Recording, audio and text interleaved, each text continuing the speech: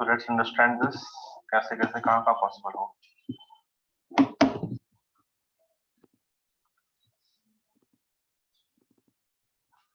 पहले तो तुम लोग देख ही लिया हो।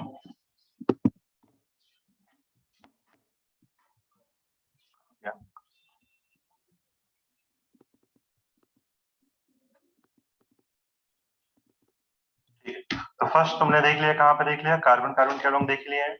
दूसरा देख लेते कैसा होगा, जैसे मान लो कार्बन है, CH से लगा दो, H लगा दो, डबल बॉन्ड N लगा दो, H लगा दो, क्या ये देगा, दे पाएगा कि नहीं दे पाएगा, GI है कि नहीं है तो क्या करेंगे, उसको हम बोल देंगे यस GI इज पॉसिबल, बना दो। जहां भी GI हो क्या लगाएं, एक स्टार लगा देते हैं। अगर GI है तो डबल बॉन्ड के अलोंग क्या लगा देना है, स्टार। इसका मतलब कि वो GI शो करेगा। मतलब क्या होगा, दो तरह से एग्जिस्ट करेगा। कैसे एग्जिस्ट करेगा दो तरह से, क्या छुपा वहां पे, एक लोन पे छुपा। ठीक है, नोट कर लो।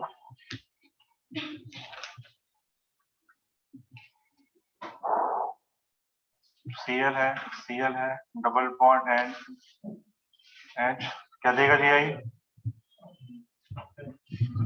नहीं दे पाया, क्यों, ग्रुप्स क्या हो गया, सेम हो गया। यहाँ भी Cl आ गया, यहाँ भी Cl आ गया, तो नो GI।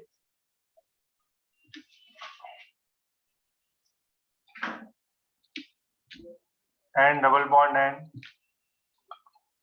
CH3H करेगा सो, करेगा नहीं करेगा, लोन पे छुपा हुआ है, बोलेंगे यस।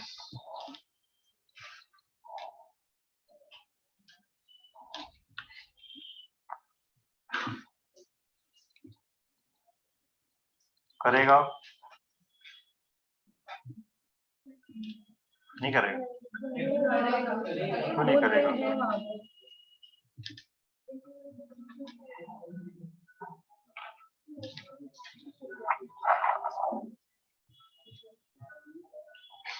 ठीक है।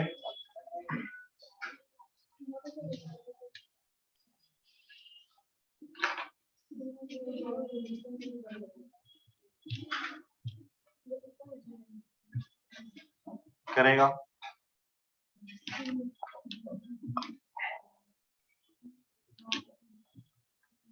यही पॉसिबल है,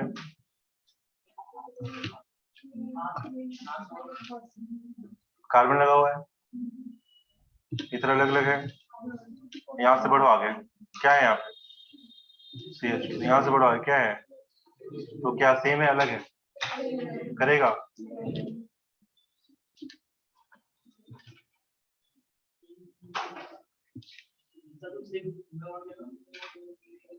सिंगल बॉन्ड अभी कहाँ होगा, पढ़ोगे पढ़ाएंगे।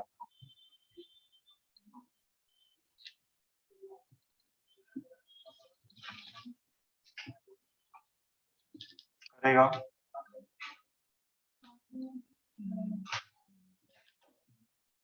इधर अलग है, इधर भी अलग है, इधर बढ़ो क्या सेम है, इधर बढ़ेंगे क्या सेम है, इधर गए और इधर गए, अलग अलग है कि सेम है, अलग अलग है, तो है।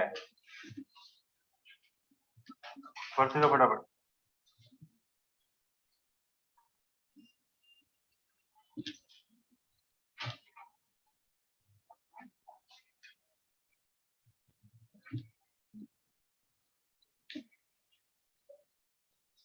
करेगा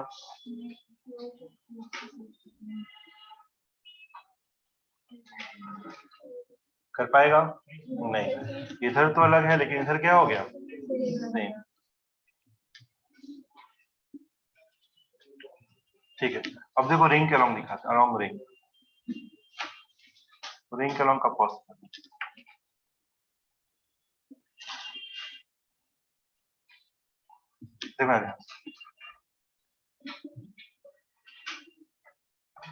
ये है, कोई भी रिंग बना ले, दो एक मेंबर, दो फर्क नहीं पड़ता है।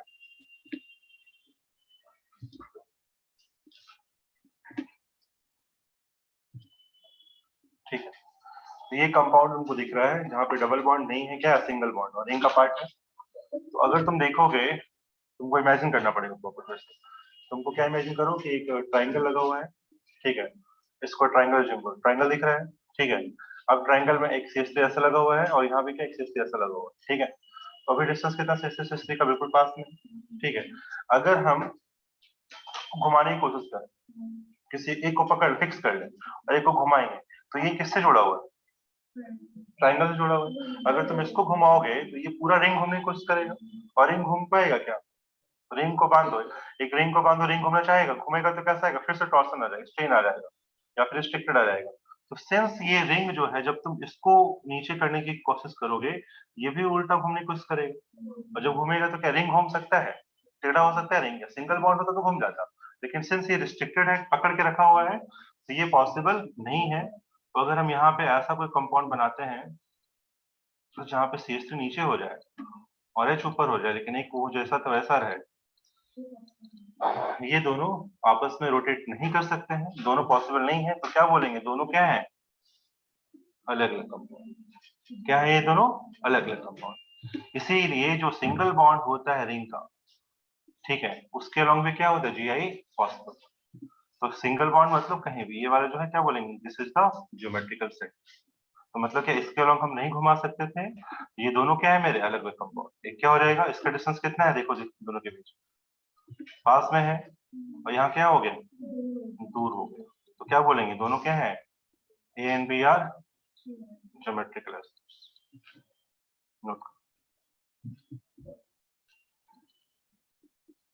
तो ऐसा नहीं है कि सिंगल बॉन्ड ही हो, अगर सिंगल बॉन्ड 2-3 बार आ जाएगा, सिर्फ सिंगल सिंगल ही रहेगा तो भी GI पॉसिबल, दो रहेगा तो ही पॉसिबल, क्योंकि वो रिंग का पार्ट है, और रिंग कैसा है, सिंगल बॉन्डेड रिंग। तो along the single bond of ring GI is possible, घुमा नहीं सकते, सोचना पड़ेगा फिर से, लग रहा तो घुमा के देखो, नहीं घूमेगा।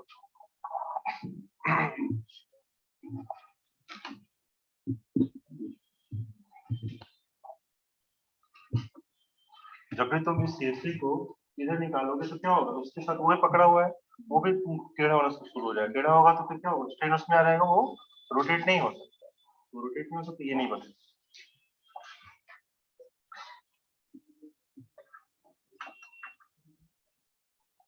तो ऐसा कोई भी कंपाउंड जैसे मान लो ये दे दिया, CH3 जुड़ा हुआ है, H जुड़ा हुआ है, ठीक है।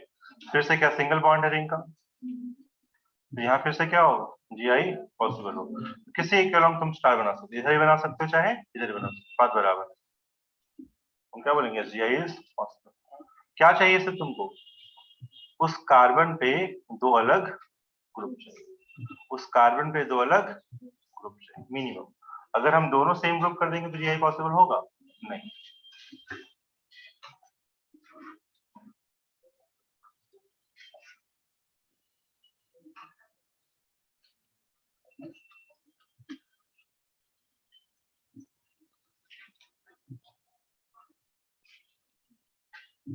क्या GI शो करेगा,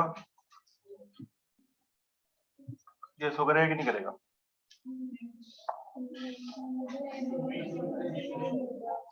नहीं करेगा, क्योंकि ये दोनों क्या हो गया, सेम, नो GI।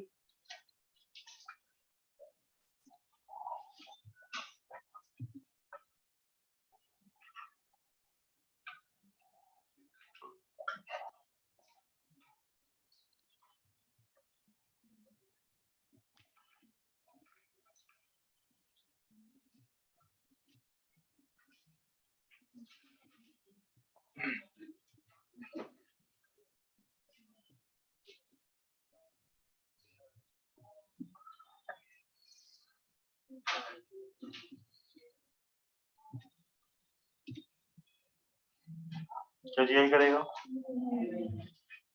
करेगा GI,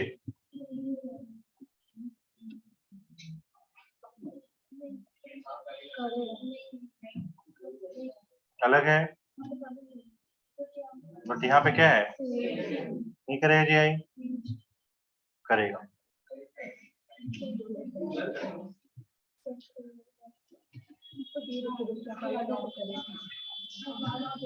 करो फटाफट नोट करो, इसके लॉन्ग नहीं करेगा, कहाँ करेगा, इसके लॉन्ग। क्या है भाई, कार्बन है ना, इस पे एक CH3 लगा, एक H लगा, इस कार्बन पे क्या लग गया, CH3 लग गया और H लग गया। तो क्या पड़ा, रिंग के अराउंड सिग्मा बॉन्ड करंट यही होता है कि नहीं होता है? करेगा, यहाँ करेगा, इधर नहीं करेगा।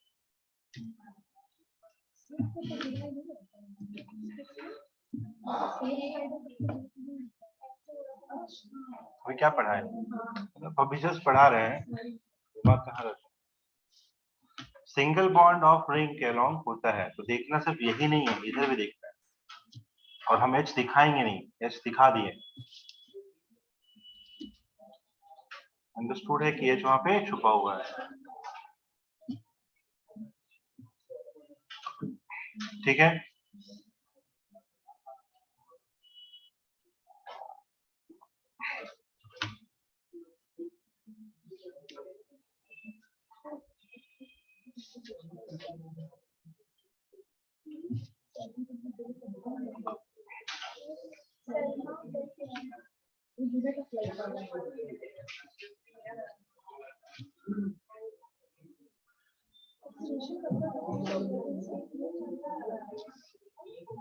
Find geometrical centers.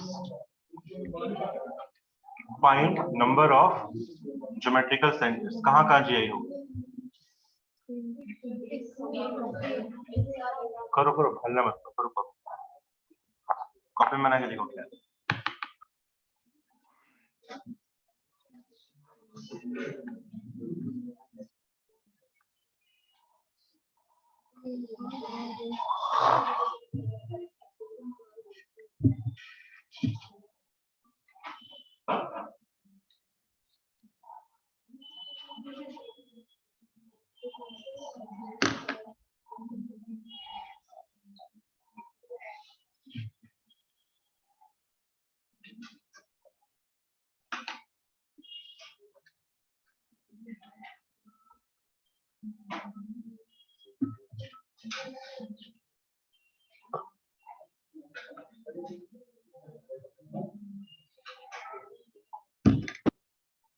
क्या आंसर है, कितना है?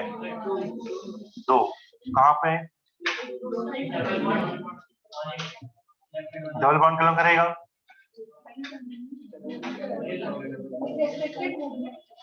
डबल बॉन्ड के अलोंग होगा कि नहीं होगा, ये पूछ रहे। नहीं होगा, क्यों नहीं होगा? कहाँ सेम हो रहा है?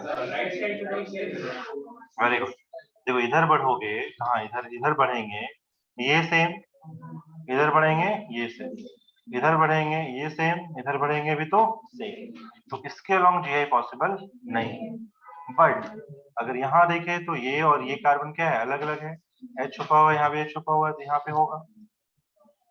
और यहाँ भी क्या छुपा हुआ है, H छुपा हुआ है, यहाँ भी क्या छुपा, H छुपा हुआ है, तो इसके अलोंग भी क्या होगा, GI।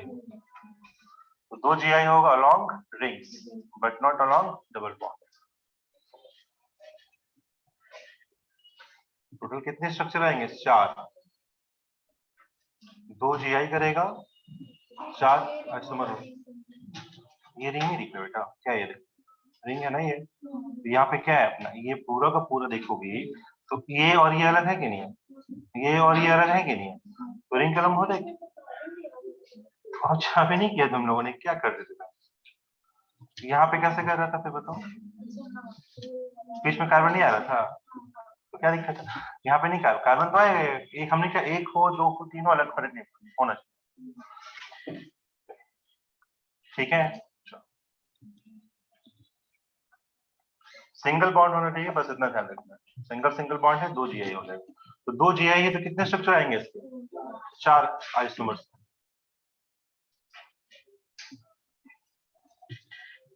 चलो आगे बढ़ो, next.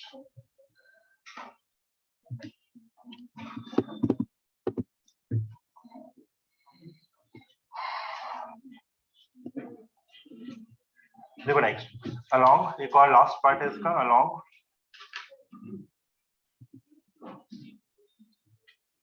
C double bond C in ring structures. C double bond C तो होता ही है, डबल बॉन्डेड कार्बन में होगा कि नहीं होगा, होगा, लेकिन अगर रिंग के बीच में डबल बॉन्ड आ जाए तब होगा कि नहीं होगा, वो बताना है। जैसे मान लो ये डबल बॉन्ड आ रहा है, यहाँ पे क्या छुपा हुआ है, H, यहाँ पे अलग ग्रुप, यहाँ पे अलग, तो क्या ये जीआई शो करेगा? करेगा कि नहीं करेगा?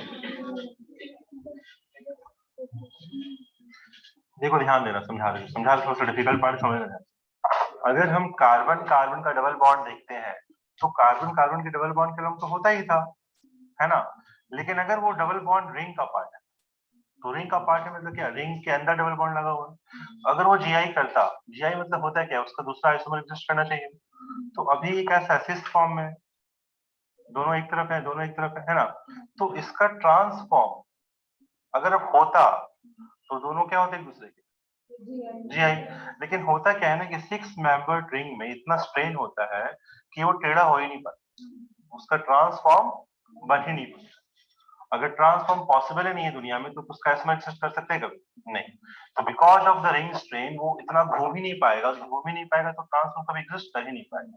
और जब नहीं कर पाएगा तो डबल बॉन्ड के अलॉन्ग नहीं करे। लेकिन कब करेगा? जब उसके कार्बन, उसके रिंग में इतने कार्बन हो जाए कि वो घूम घूम के पहुंच जाए उस तरफ। अगर घूम घूम कार्बन के नंबर बढ़ा दें तो घूमते घूमते घूमते पहुंच जाएगा। तो जब पहुंच जाएगा उसका ट्रांसफॉर्म एग्जिस्ट करेगा, और जब ट्रांस एग्जिस्ट करेगा कभी ना कभी तो वो भी क्या हो गया, आइसोमर होगा।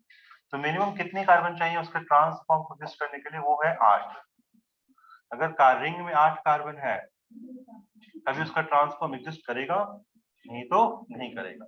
8 से कम में कोई उपाय नहीं। क्यों उपाय नहीं? क्योंकि 8 से कम में उसका ट्रांस पॉसिबल नहीं है।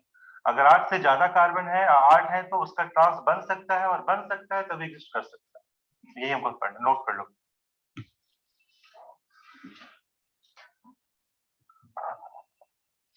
पूरा नोट कर लो।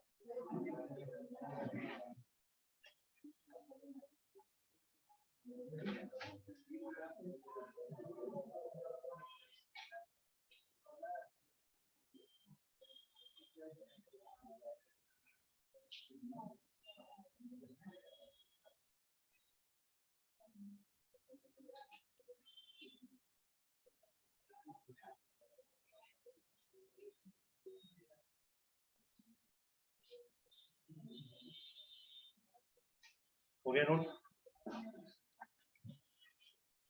तो मिनिमम 8 कार्बन चाहिए ट्रांसफॉर्म को एग्जिस्ट करने के लिए। तो 8 के, अगर 8 रिंग है, 8 कार्बन का रिंग है तो डबल बॉन्ड के हो सकता है, नहीं तो नहीं।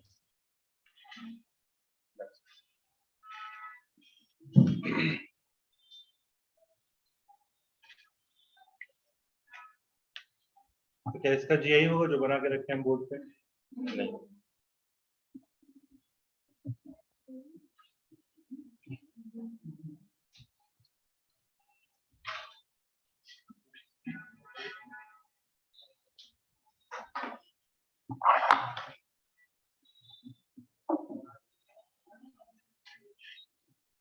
और स्टेबल कौन होगा, सिस या ट्रांस? सिस। सिस में हिंड्रेंस कम मिल रहा है, ट्रांस में छुट्टू मतलब इतना बैंड आएगा। बैंड अच्छा है क्या? नहीं, मैं इन जनरल इसमें बात कर रहा हूँ। इसमें जो है सिस फॉर्म ज्यादा स्टेबल होगा क्योंकि ट्रांसफॉर्म में स्ट्रेन आया।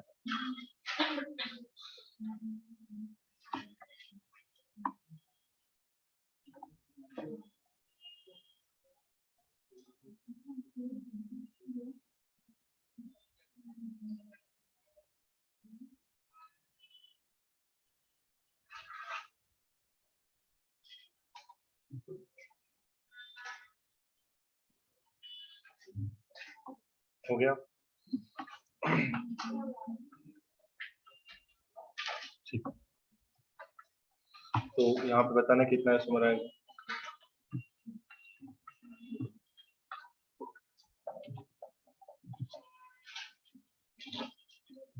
कितने जी आई हैं?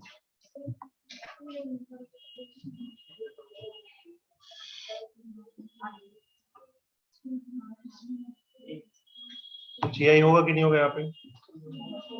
इसके अलावा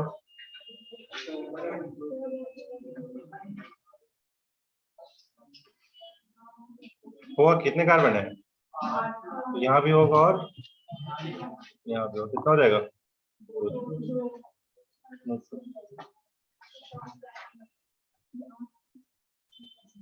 जहाँ ज्योमेट्रिकल सेंटर होता है उसको स्टार मार के बनाते हैं, geometrical centre.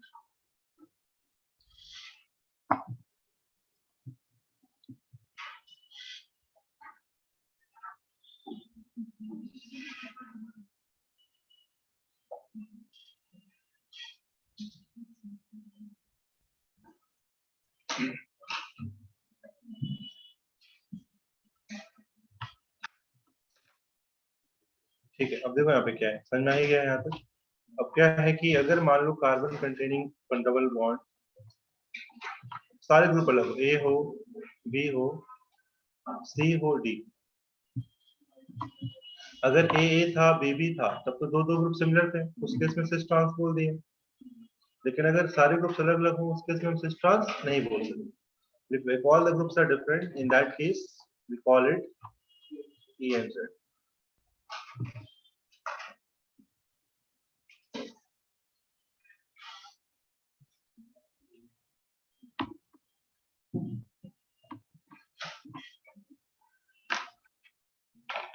If all the groups are different, we call it A and Z isomers.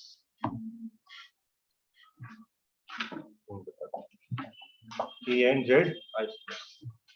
क्या होता है E and Z, वो देख सकते हैं।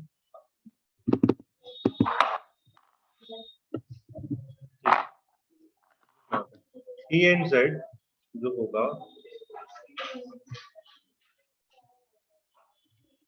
it is decided on the basis of seniority. E and Z is decided on the basis of seniority. और E का मतलब होता है एंटीगोन, जिसका मतलब होता है अपोजिट, Z का जो समान, जिसका मतलब टुगेदर। मतलब अगर दोनों अपोजिट साइड में जो ट्रांस फॉर्मेट था उसको बोलते हैं E, और जो सिस फॉर्मेट था उसको बोलते हैं Z। जैसे तुमको याद रखने के लिए E फॉर एनिमी बोल देते हैं हम लोग। एनिमी कहाँ होता है? अलग अलग, जिससे दूर दूर, तो दूर दूर है तो एनिमी दूर, और अगर दूसरा है तो Z।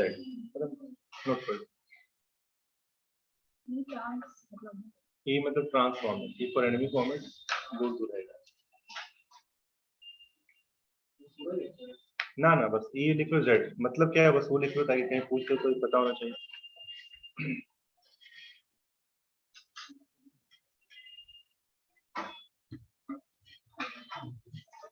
सीनियरिटी ऑफ ग्रुप्स क्या होता है, कैसे डिसाइड करते हैं, उसके लिए हम लोग पढ़ेंगे कैन इनवॉल्व प्रिलॉग रूल, जिसको बोलते CIP। ठीक है, लिखो रहे deciding the seniority of groups, deciding the seniority of group. Use कौन सा यूज करते हैं? Use CIP rule.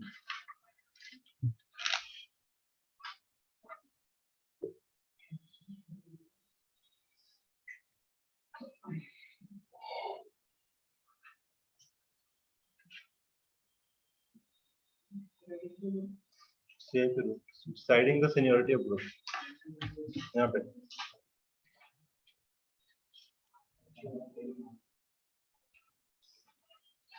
तो रूल नंबर 1 क्या है?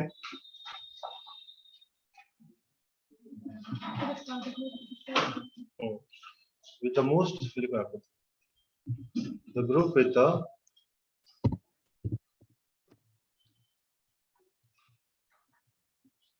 लिखा था, the group with the first atom having higher atomic number, इसी को सीनियर बोलते हैं। जिसका एटॉमिक मास ज्यादा है वो क्या है? सीनियर। यहाँ तक एटॉमिक नंबर, एटॉमिक मास, जिसका एटॉमिक मास ज्यादा, नंबर अपने आप ज्यादा होता है।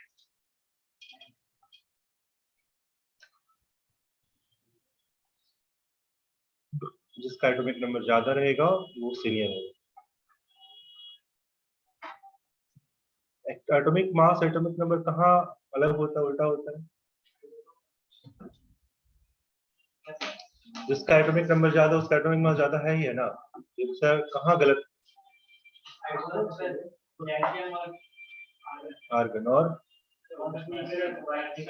हाँ, मेंडलीव टेबल याद है ना, मेंडलीव का ये क्या था, डिमेरिट्स था। उन्होंने एटॉमिक नंबर के थ्रू ना करके मास के थ्रू किया था, तो दो जगह गलत किए थे। कहाँ किए थे, पोटेशियम और आर्गन। आर्गन का एटॉमिक नंबर कम है लेकिन मास क्या है, ज्यादा है, तो उल्टा पुल्टा अरेंजमेंट हो गया था।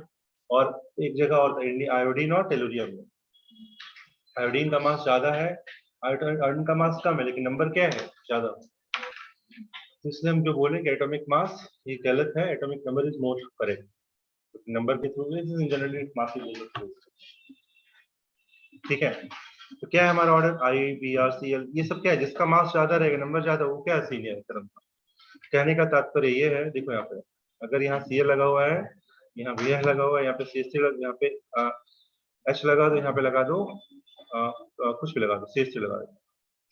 ठीक है, तो तुमको क्या करना है, तुमको देखना है किसी कार्बन को, और कार्बन को देखो और देखो कि कौन से ग्रुप लगेगा एक तरफ का। तो कौन ग्रुप है, सीएल और बीआर में कौन ज्यादा बड़ा है, बड़ा में साइज में नहीं, मास में, नंबर में कौन बड़ा है, बीआर। तो इसको बोल दिया सीनियर। ठीक, इधर आ जाओ। इससे पहला एटम कौन जुड़ा हुआ है, पहला एटम कौन जुड़ा हुआ है, कार्बन। तो फर्स्ट एटम में किसका मास ज्यादा है, कार्बन का। ये हो गया सीनियर। तो ये सीनियर यहाँ है, ये सीनियर यहाँ, दोनों सीनियर एक साथ हैं, एक तरफ है, तो क्या बोलेंगे उसको, simple.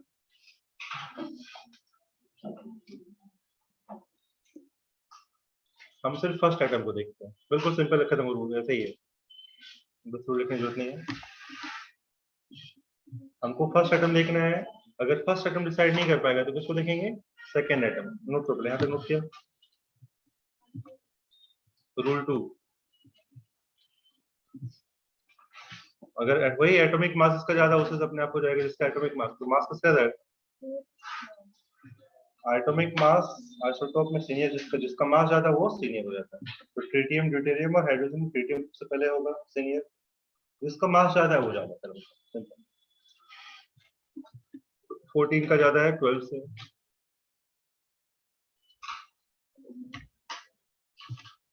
Rule 3, if first item of group is identical, then the second item is observed for seniority. अगर फर्स्ट आइटम सेम हो गया तो सेकंड आइटम को देखेंगे इन द ऑर्डर।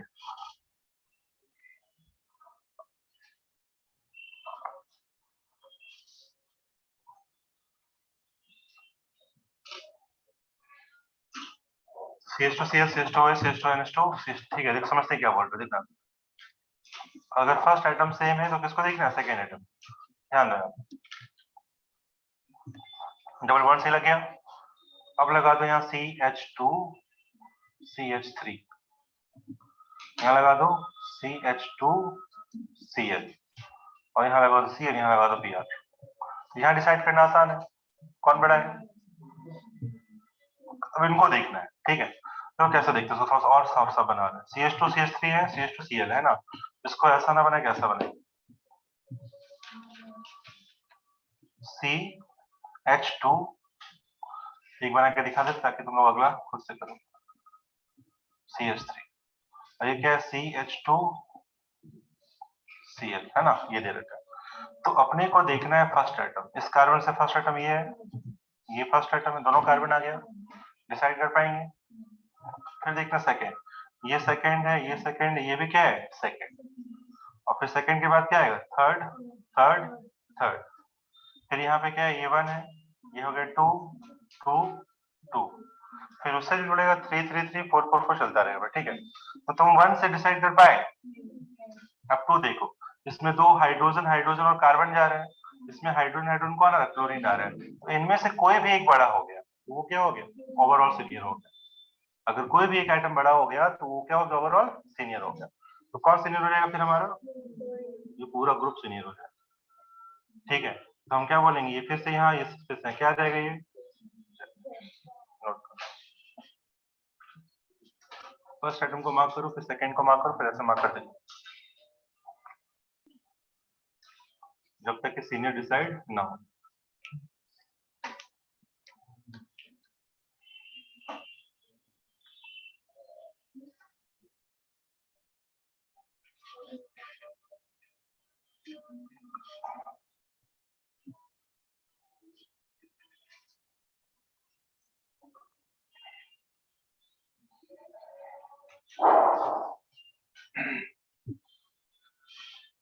हो गया,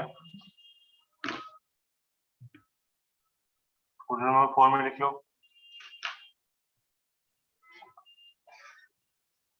ग्रुप्स कंटेनिंग डबल बॉन्ड और ट्रिपल बॉन्ड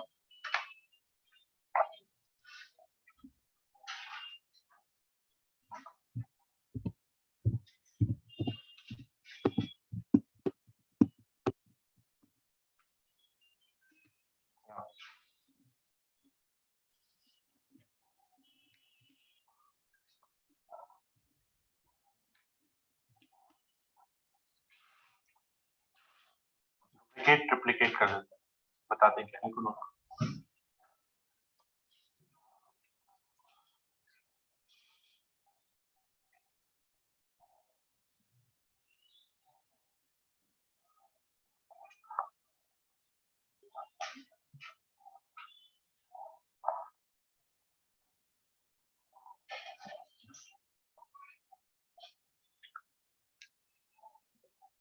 ठीक है, इसका मतलब क्या समझते हैं, जल्दी नोट करो।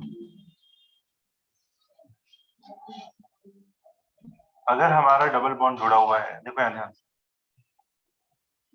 हो गया नोट। तो इसका मतलब है ये कहने का कि अगर मान लो हमारे पास कार्बन से जुड़ जाता सी डबल बॉन्ड, कुछ भी लगा हुआ है, एक्स लगा है मान, है ना, तो डबल बॉन्ड, अब इसको 1 बोल, इसको 2 बोल दिया है ना, तो 2 ना बोल इसको ऐसे खोलेंगे, कैसे खोलेंगे, सी ऐसा लगा हुआ है, सी से क्या जुड़ा, एक्स जुड़ा हुआ है, एक्स जोड़ लो, एक बॉन्ड। अब ये डबल बॉन्ड को खोलो, ऐसे खोलो, इसको खोल दिया ऐसे, सी से क्या लगा हुआ है, एक्स, तो इससे एक्स लगा लो, एक्स से क्या लगा हुआ है, सी, एक्स से सी लगा लो, तो this is how we duplicate it. Note करो, फिर से बता रहे कैसे, डबल बॉन्ड है, डबल बॉन्ड को खोलना है, सिंगल बॉन्ड बन जाएगा, सी से जो जुड़ा है उसको सी के साथ जोड़ दो, एक्स से जो जुड़ा है उसको सी के साथ जोड़ दो, और फिर इसको क्या बोलेंगे, ये 1 है, ये 2 है, ये 2 है, ये 3 है, फिर डिसाइड करेंगे जैसे कल।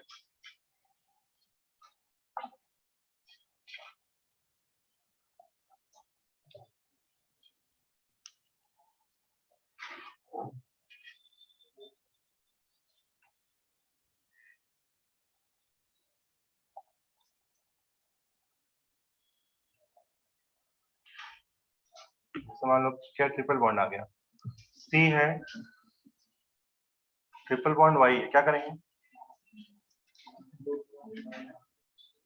खोलो, वाई से जोड़ लो, सी से वाई है, वाई लगा दो, वाई लगा दो, वाई से सी है, सी लगा दो, सी लगा दो,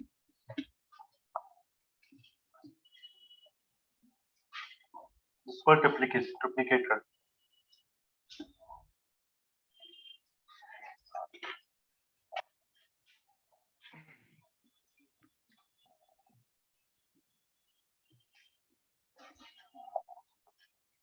ठीक है, एग्जाम्पल के तौर पर अगर मान लो हमको ये निकालना है, C double bond C triple bond N,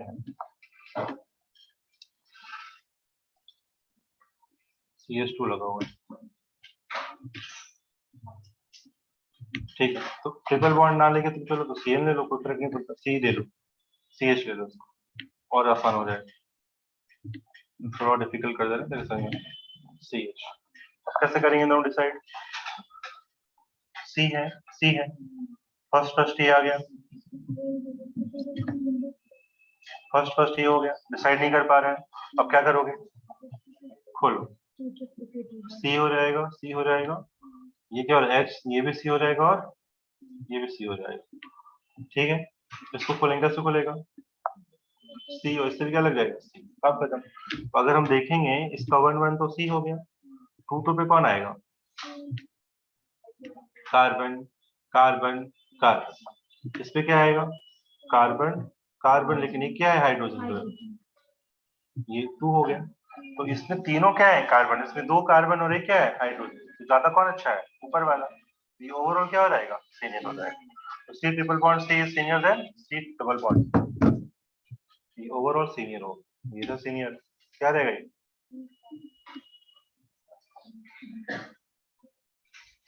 double bond triple bond कैसे खोलना है।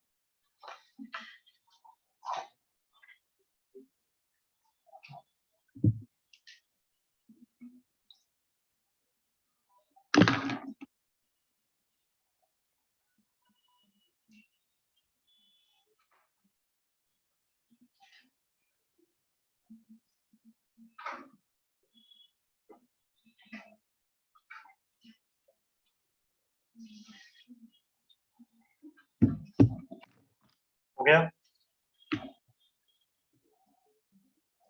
ये देखो क्यों पढ़ा रहे हैं ना, क्योंकि ये तुमको आरएस निकालने के काम में आएगा, कॉन्फ़िगरेशन निकालने के काम में आएगा, बहुत जगह काम में आने वाला है। तुमको ऑप्टिकल एक्टिविटी देखने के काम है, इसलिए इतना ध्यान दिया जा रहा है, वरना कोई जरूरत नहीं। EZ is not our what we want, main important हमारा ऑप्टिकल एक्टिविटी के लिए काम आने वाला है, ठीक है। उसके बाद देख लो यहाँ पे एक और rule number 5, bond pair gets priority और लोन पेयर। अगर लोन पेयर है और बॉन्ड पेयर, तो किसको देंगे priority, bond, single bond double bond कुछ भी हो उसको प्रायोरिटी देना है। और लास्ट में है जेड ई को, और आर से एस ज्यादा अच्छा है। जेड से अच्छा कौन है ई, आर से अच्छा कौन है एस। अब आर एस पता नहीं, लेकिन लिख लो पहले। जेड ई का मतलब कि अगर मान लो कार्बन है, और कार्बन में 2 कार्बन लगे, एक जेड और एक ई हो रहा है, तो कौन ज्यादा अच्छा है, तो बताते हैं, समझ में नहीं आया देखो, नोट कर लिया, जल्दी करो, जेड ई से बड़ा आर एस से बड़ा, अरे लिख लो ना, ई तो है ये बस, तो क्या कह रहे हैं,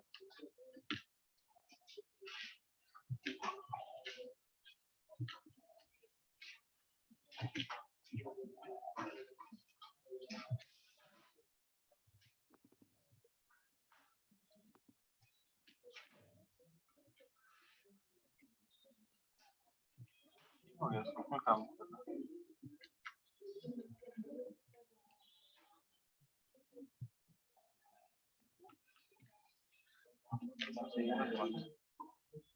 ठीक है, देखो यहाँ पे क्या करेंगे, सी है, डबल बॉन्ड सी है,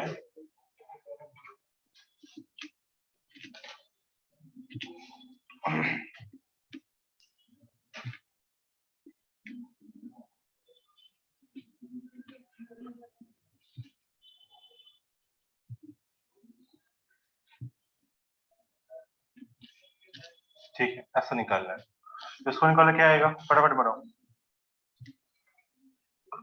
क्या है जेड ही पहले वाला ही वाला बड़ा है, इधर कौन बड़ा है, सीएस थ्री यही है, नीचे वाला दिख रहा बड़ा, और बहुत कुछ है, कौन आ गया ये, इसको देखो कौन बड़ा है,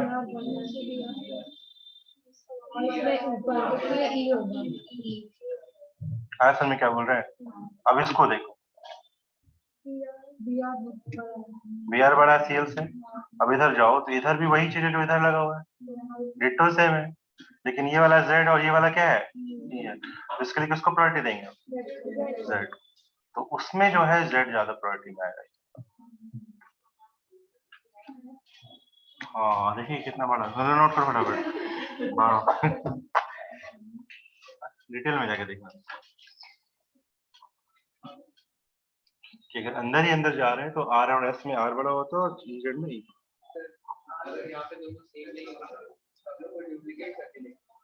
सेम हो, सेम ही, अगर सेम नहीं देगा तो फिर दिमाग क्या लगा, फिर तो डुप्लीकेट करके देगा, सेम है तो दिमाग लगाना।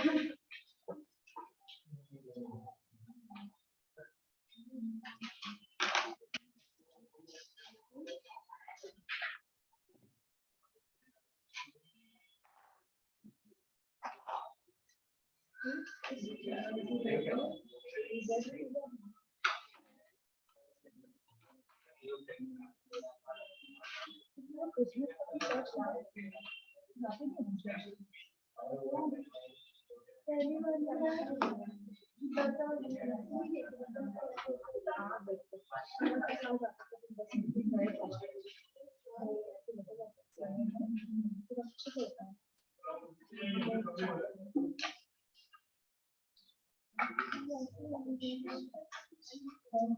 है,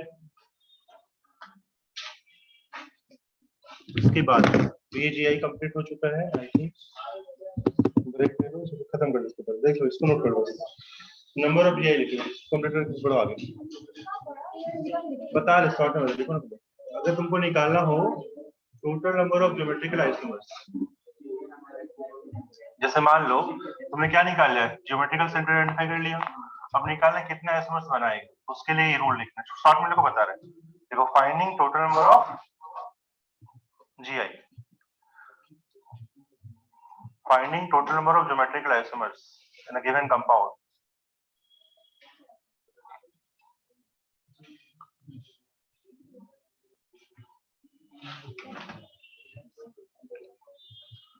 सब मिलाए कितने आइसोमर्स उसमें एग्जिस्ट करते, तो उसके लिए रूल क्या है, बस सिंपल सा रूल है, इसको लिखो।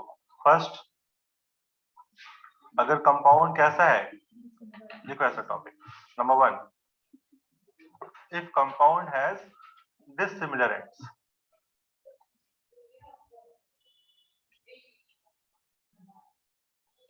if compound has dissimilar ends, dissimilar का मतलब क्या हुआ, अरे रुक यार, ठीक है, तो उसमें क्या करना, अगर मान लो हमारे पास कितने हैं, n stereo centre, n geometrical isomers, n geometrical centres लिखो, if it has, उसी में if it has n number of geometrical centers, geometrical centers मतलब क्या हो गया, स्टार जो तुम लगा रहे थे, कितना जगह जीआई होता है वो देखना है।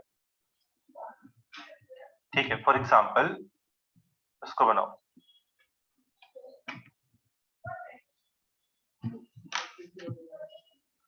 उसको बनाओ ना, कुछ बताए कहाँ है, तो लिखवा रहे हैं,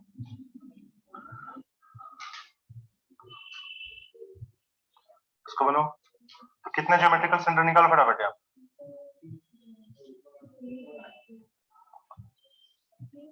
कितना सेंटर है, काउंट करो, एक यहाँ है और एक यहाँ है, दिख रहा ना अलग अलग ग्रुप, और दोनों के जो एंड है, इस पूरे कंपाउंड का जो एंड है इधर और इधर, क्या सिमेट्रिकल है, क्या सिमेट्रिकल, अनसिमेट्रिकल है, तो उस फॉर्मेट में जो मेरा नंबर ऑफ आइसोमर्स होगा उसका फॉर्मूला होता है, लिखो total number of isomers will be, वही बस इतना याद रखना है, 2 का पावर n, n क्या है, नंबर ऑफ ज्योमेट्रिकल सेंटर, तो 2 का पावर 2 कितना हो जाएगा, 4, खत्म काम।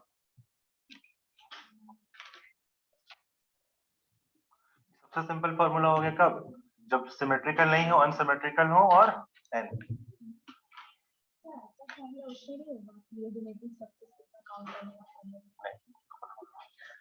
तो रिवर्स उसमें तो खैर तुमको दिखता है ना, क्या काउंट करेंगे उसमें, उसमें तो दिख रहा है, उसमें बना के देखना, उसमें क्या बना के देखेंगे। फिर देखो, अगर हमारे पास एंड सिमिलर है, नेक्स्ट नंबर 2, इसको नोट कर लो, पूरा समझा, देखो समझा, तुम लोग नोट बाद में करना, हमारे 2 मिनट, ठीक है। अगर तुम्हारे पास कंपाउंड, सुन लो, अगर एंड कंपाउंड है कैसा है, सिमिलर है, जैसे एग्जांपल देखो, देखो इसको, एंड सिमिलर है, और तुम्हारे पास अगर इवन नंबर ऑफ सेंटर्स है, 2 आ रहे हैं, 2 4 6 8 इवन नंबर है, उसके लिए फॉर्मूला ये है, 2 का पावर n-1 प्लस 2 का पावर n/2-1, और अगर हमारे पास फिर से सिमिलर एंड्स है और n क्या है, ऑड है, 1 2 3 सिमेट्रिकल एंड है, तो क्या 2 का n-1 तो रहेगा ही रहेगा, सेम है, बट 2 का पावर n-1/2, अब याद कैसे रखना वो बता, सुनो ध्यान से, अगर ऑड है तो 3 मान लो, 3-1 करेंगे कितना, 2 आ जाएगा, तो 2 से 2 को डिवाइड करोगे तो एक नंबर आएगा जो कि तुम्हारा सही से दिखेगा, रूट में नहीं आएगा, ठीक है। लेकिन अगर मान लो यहाँ पे है इवन नंबर, इवन को ही 2 से डिवाइड कर दो, तो वो समेट एक नंबर आएगा, उससे 1 को माइनस कर दो, वहां पे एक सही नंबर आएगा, तुमको ऐसा सोचना है बैठ के। अगर ऑड है तो ऑड से -1 कर लो पहले, फिर डिवाइड करो 2 से, इवन है तो 2 से डिवाइड करके -1, खत्म काम, इतना याद रखना है, उस बैठ नोट कर, नोट कर, ब्रेक ले लो फिर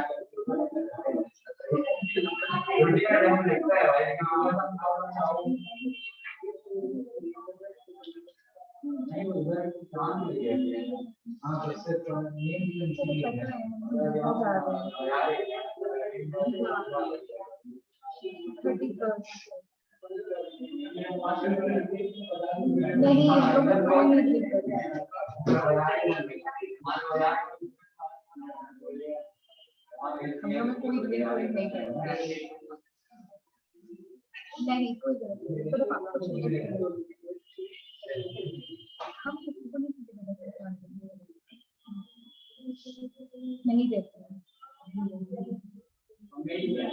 टीम है ना बड़ी सामने हम जाते हैं पास बहुत दूर है सारे का रेगुलर बड़ा बड़ा है अब एक्टर है तो जूनियर के अंदर ये राइट एक्टर तो होगा यार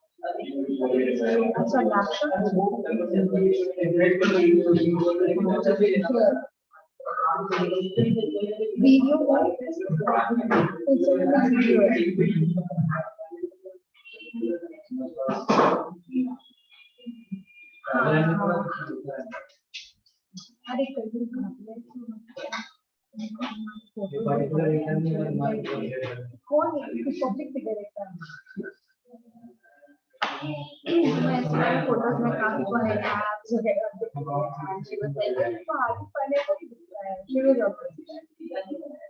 फिर हम बोले कि ये बहुत ही तो गूगल पे सर्च करो कुछ आ जाएगा हाँ झूठ बोल रही है तो फिर कहिए आप रावत सब कुछ आता है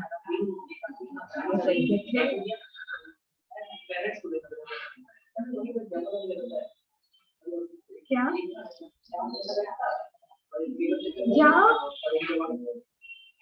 क्या है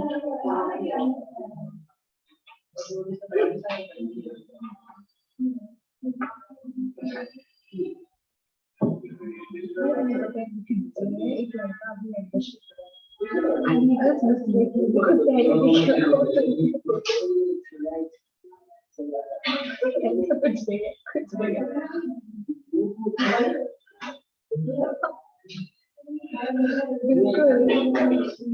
इतना समझ नहीं आती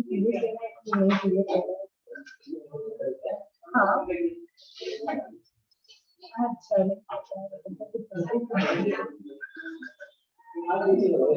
अच्छा सोचते हैं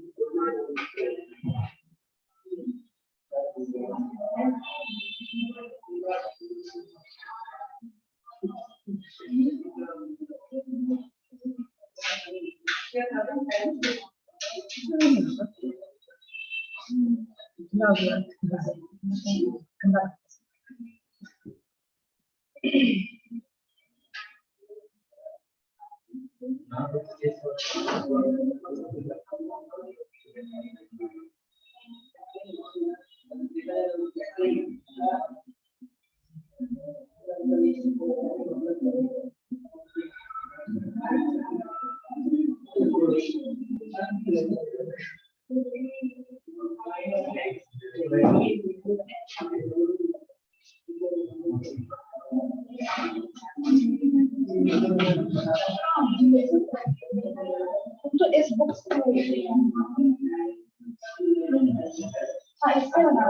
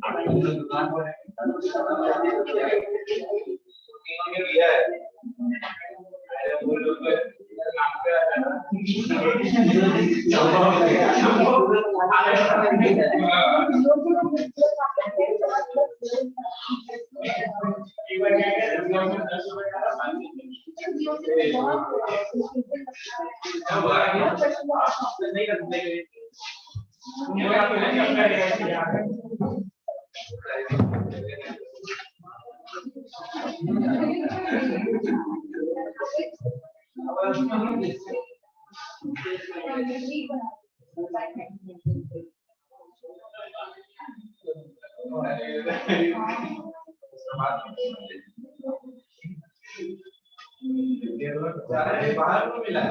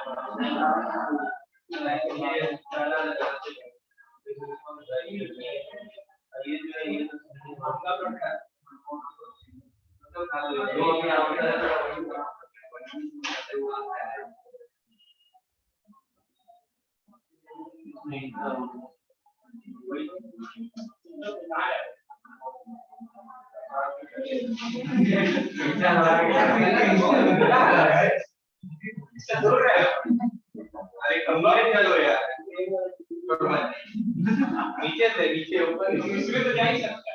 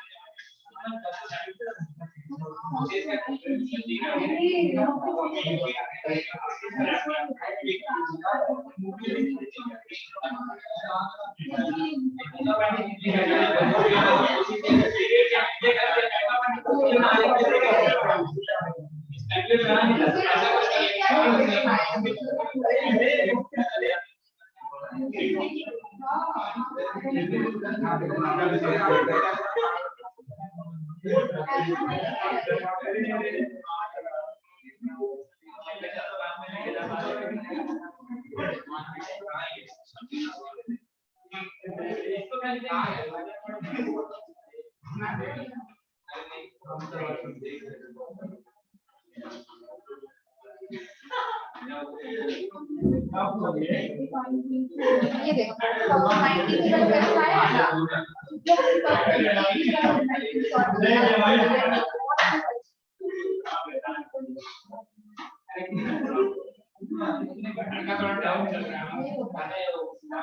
मेरे को सब मोटिवेट करता है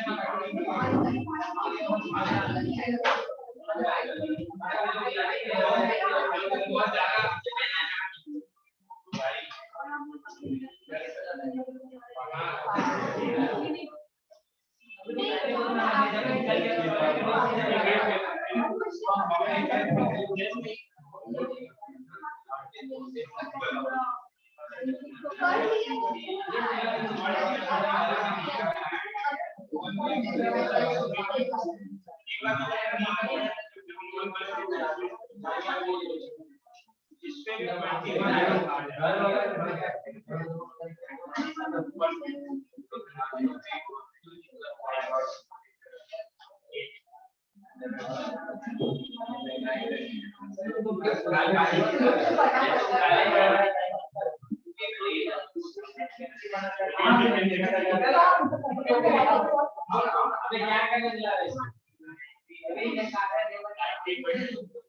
सोचना पड़ता है प्लीज आप बच्चा देता है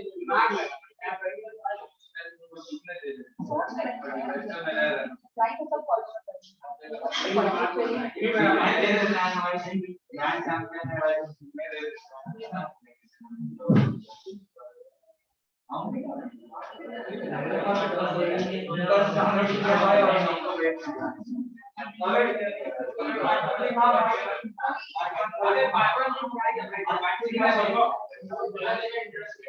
सब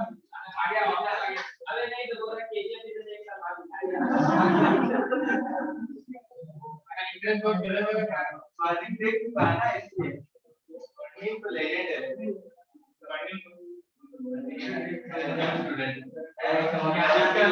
नाम पे नहीं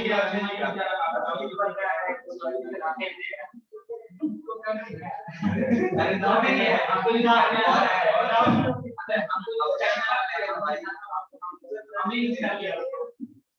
गाने जाएगा सर तो और मार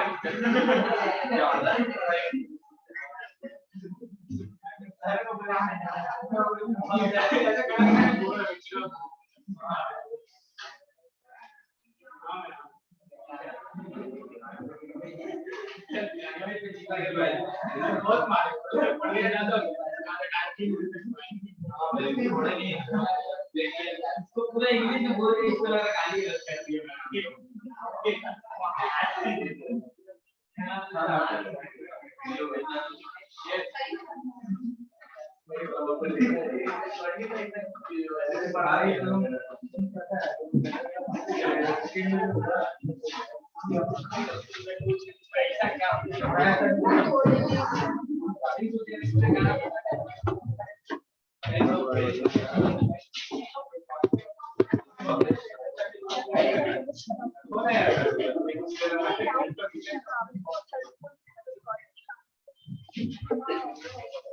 ठीक है, आगे देख लेते हैं।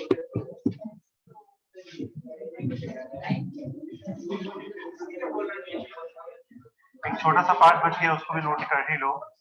अगर हमको फिजिकल प्रॉपर्टीज कंपेयर करना है सिस और ट्रांस के लिए,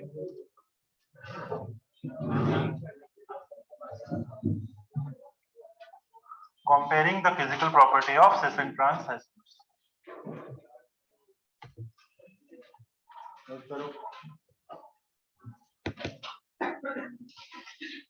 Comparing the physical property of cis and trans isomers. ये तुमको हमेशा याद रखना होगा, मतलब ये प्रॉपर्टी तुमको याद रखना होगा, कैसे क्या निकलता है cis and trans isomers.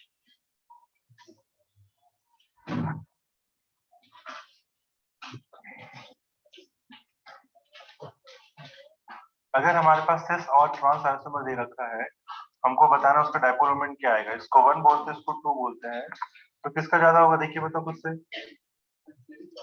सिस का ज्यादा होगा, क्यों दिख रहा है, इधर कैंसिल आउट हो जाएगा, इसका म्यू क्या आएगा 0, इसका क्या आएगा नॉन 0, तो 1 ग्रेटर देन 2 ऑब्वियसली।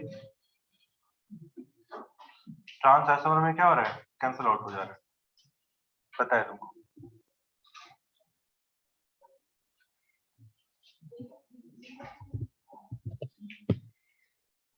ठीक है, दूसरा है बॉइलिंग पॉइंट। तो बॉइलिंग पॉइंट किसका ज्यादा होना चाहिए, 1 और 2 का, जिसका डायपोल मोमेंट ज्यादा होगा। डायपोल मोमेंट किसका ज्यादा होगा, 1 का दिख रहा है। सुनो, बॉइलिंग पॉइंट का मतलब क्या होता है, जितना ज्यादा पोलर उतना डायपोल मोमेंट, उतना डायपोल फोर्स ऑफ अट्रैक्शन, और जितना डायपोल फोर्स ऑफ अट्रैक्शन उतना ज्यादा मॉलिक्यूल क्या रहेगा, पास, उतना बॉइलिंग पॉइंट ज्यादा आ जाएगा। नोट कर लीजिए। तो बॉइलिंग पॉइंट किस पे डिपेंड करता है, पोलैरिटी पे। कितना ज्यादा पोलर मॉलिक्यूल है उतना dipole force of attraction stronger होगा। Same with solubility. सॉल्युबिलिटी मतलब क्या, पानी में सॉल्युबल है कि नहीं है, तो जितना ज्यादा पोलर रहेगा उतना ज्यादा क्या होगा, सॉल्युबल। क्यों, like dissolves like.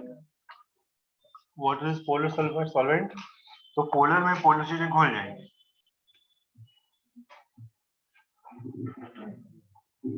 More polar molecules are more soluble in water. That's it. तो डायपोल मोमेंट से तुम्हारा दोनों निकल गया।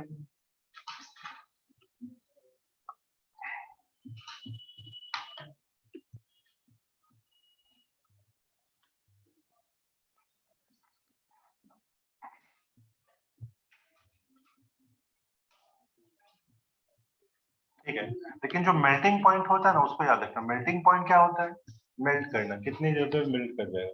तो मेल्ट कौन करता है, सॉलिड करता है, लिक्विड करता है, गैस करता है, सॉलिड अगर मेल्ट करता है तो जितना ज्यादा अच्छा पैकिंग होगा, जितना बढ़िया पैकिंग होगा, उतना ही ज्यादा क्या होगा, पास आइटम रहेगा, उसको मेल्ट करने क्या उतना डिफिकल्ट, मेल्टिंग पॉइंट उतना ज्यादा हाई। ठीक है, तो जितना बढ़िया पैकिंग, पैकिंग मतलब क्या, कितना बढ़िया एडजस्ट होता है एक दूसरे के साथ, राइट। तो एडजस्ट अच्छे से कौन होंगे, जो सिमेट्रिकल है कि अनसिमेट्रिकल? सिमेट्रिकल है। सिमेट्रिकल। सिमेट्रिकल ज्यादा कौन दिखता है, सिस के ट्रांस? ट्रांस। तो ट्रांस फॉर्मेट हमेशा याद रखना कि ज्यादा सिमेट्रिकल होते हैं, और अगर सिमेट्रिकल है तो ज्यादा स्ट्रांगली पैक्ड होते हैं, और स्ट्रांगली पैक्ड है तो मेल्टिंग पॉइंट हमेशा क्या होगा उसका, हायर हो। तो कवन से ज्यादा हो जाएगा।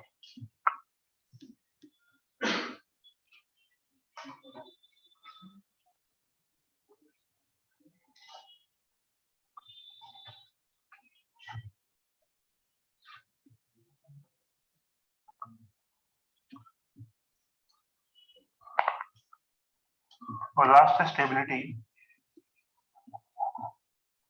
स्टेबिलिटी का मतलब है कौन ज्यादा स्टेबल है कौन सा। तो याद रखना कि सिस और ट्रांस में सिस वाले मॉलिक्यूल्स क्या होते हैं, पास पास, तो उनका जो रिपल्सन है क्या होगा, ज्यादा, तो वो अनस्टेबल है, और ट्रांस में क्या है, स्टेबल। तो trans again more stable than cis, ये हमेशा ट्रू है, ठीक है। मेल्टिंग पॉइंट स्टेबिलिटी में trans always more stable than cis. But उन तीनों में तुमको क्या करना होगा, सिस ट्रांस ऐसा डायरेक्टली नहीं बोल सकते, हमको निकाल के देखना होगा कि इसका डायपोल मोमेंट ज्यादा है। समझ में आया क्या बोल रहा है। लेकिन इसमें हमेशा क्या है, सिस ट्रांस, इसलिए मैंने ट्रांस लिखा, ट्रांस लिखा, बाकी में कुछ नहीं बोल रहा, वो डिपेंड करता है डायपोल मोमेंट किसका है किसका नहीं। फॉर एग्जांपल दे रहे हैं, सबको बताओ फटाफट पांचों चीज देखो और बताओ क्या है, पांचों प्रॉपर्टी बताओ।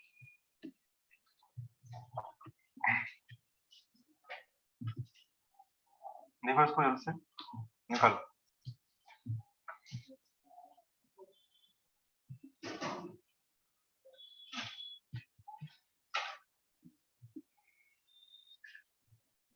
क्या बताना, बॉइलिंग पॉइंट, डायपोल मोमेंट, जो है सब बताना है, फटाफट लिखो इसको, बनाओ और लिखो पांचों पॉइंट क्या क्या है, छोटा छोटा लिखो, ज्यादा नहीं लिखो।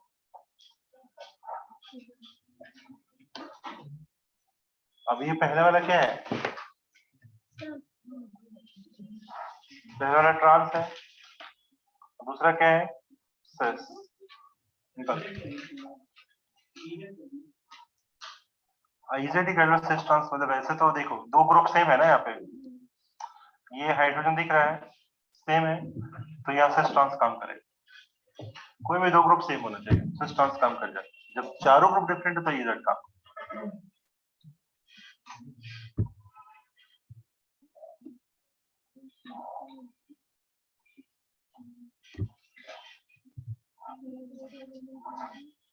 बॉइलिंग पॉइंट किसका, सबसे पहले तो डायपोल मोमेंट किसका याद आएगा, सिस का ट्रांस का। निकालो निकालो, पढ़े लिखे नहीं हो। देखो इधर CH3 और C में कौन लेगा, इस तरफ होगा ना, sp3sp2 है, इन दोनों में कौन इलेक्ट्रोनेगेटिव है, ये कैंसिल आउट कर रहा है क्या, ये तो ऐड हो गया एग्जैक्ट, बड़ा सा आ गया।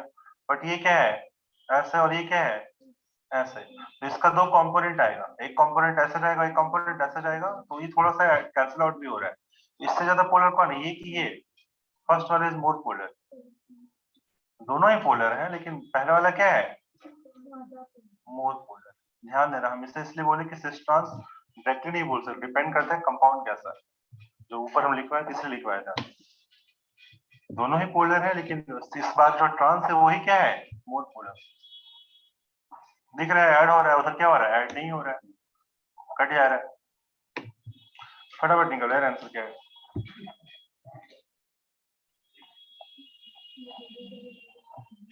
बॉइलिंग पॉइंट बढ़ जाएगा, ठीक है, और मैं बॉइलिंग पॉइंट बढ़े, सॉल्युबिलिटी भी क्या होगा, बढ़ जाएगा। तो 1 1 1 ग्रेटर देन 2 तीनों आ जाएगा, फर्स्ट सेकंड थर्ड, और 4 5 खत्म का, वेरी गुड। और 4 5 में देखो क्या है, उसको ऐसे नहीं बोले, 4 5 में क्या है, सिस ट्रांस है ना, क्या बोले थे वहां पे, जितना ज्यादा स्टेरिक इनवर्स, तो हाँ फिर वही है ट्रांस है, पॉइंट क्यों लिख रहा है, मेल्टिंग पॉइंट में 1, मेल्टिंग पॉइंट में पैकिंग, तो ट्रांस ज्यादा से पैक होता है, होगा ही होगा, ट्रांसमिट से स्टेबल है, यहाँ पे ट्रांस सब में क्या 1 2 1 2 1 2 है, हमेशा ट्रांसफर इसमें आ है। क्योंकि ऊपर लिखे थे, देखो यहाँ पे लिखे थे क्या, इन दोनों में ट्रांस ही ज्यादा होता है, तो ट्रांस ज्यादा है, तो इसका तो ये सभी ट्रांस में ही ज्यादा हो गया, सभी हो गए, क्लियर है। चलिए बताओ इसका, how many stereo isomers, how many isomers exist करेंगे, निकालो। क्वेश्चन ज्योमेट्रिकल मत निकालो, टोटल आइसोमर्स निकालो, टोटल नंबर ऑफ आइसोमर्स।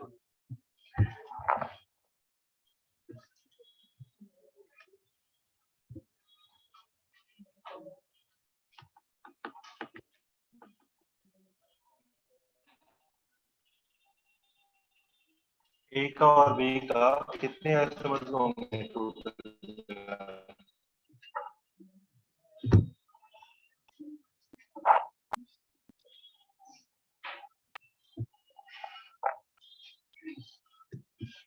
कितना सेंटर है?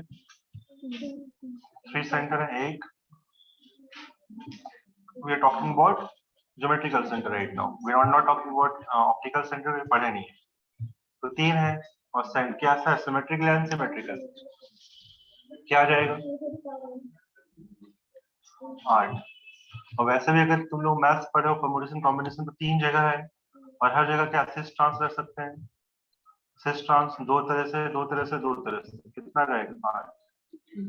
ठीक है, चलो आगे देखते हैं। इसके बाद अगर हमारे पास ये है, निकाल फटाफट क्या आएगा?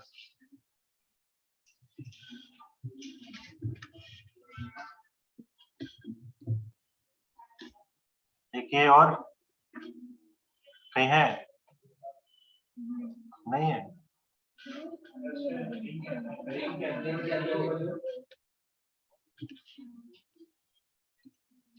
रिंग वाला नहीं देखेंगे। हाँ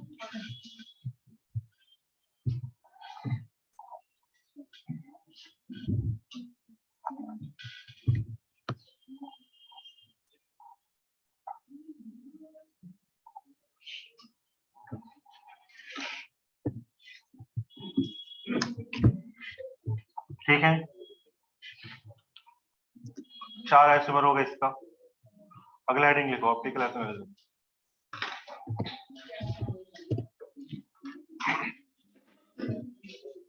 ये भी थोड़ा आसान है, बस ध्यान देना है। ऑप्टिकल आइसोमरिज्म रिवीजन करने का चीज, रिवीजन करोगे तो याद रहेगा, नहीं करोगे भूल जाओगे। और जाके तुरंत रिवाइज करना है, तो भूल जाओ 2 दिन बाद। तो क्या होता है ऑप्टिकल? मतलब क्या होता है कि जिसका ऑप्टिकल एक्टिव समझते क्या है?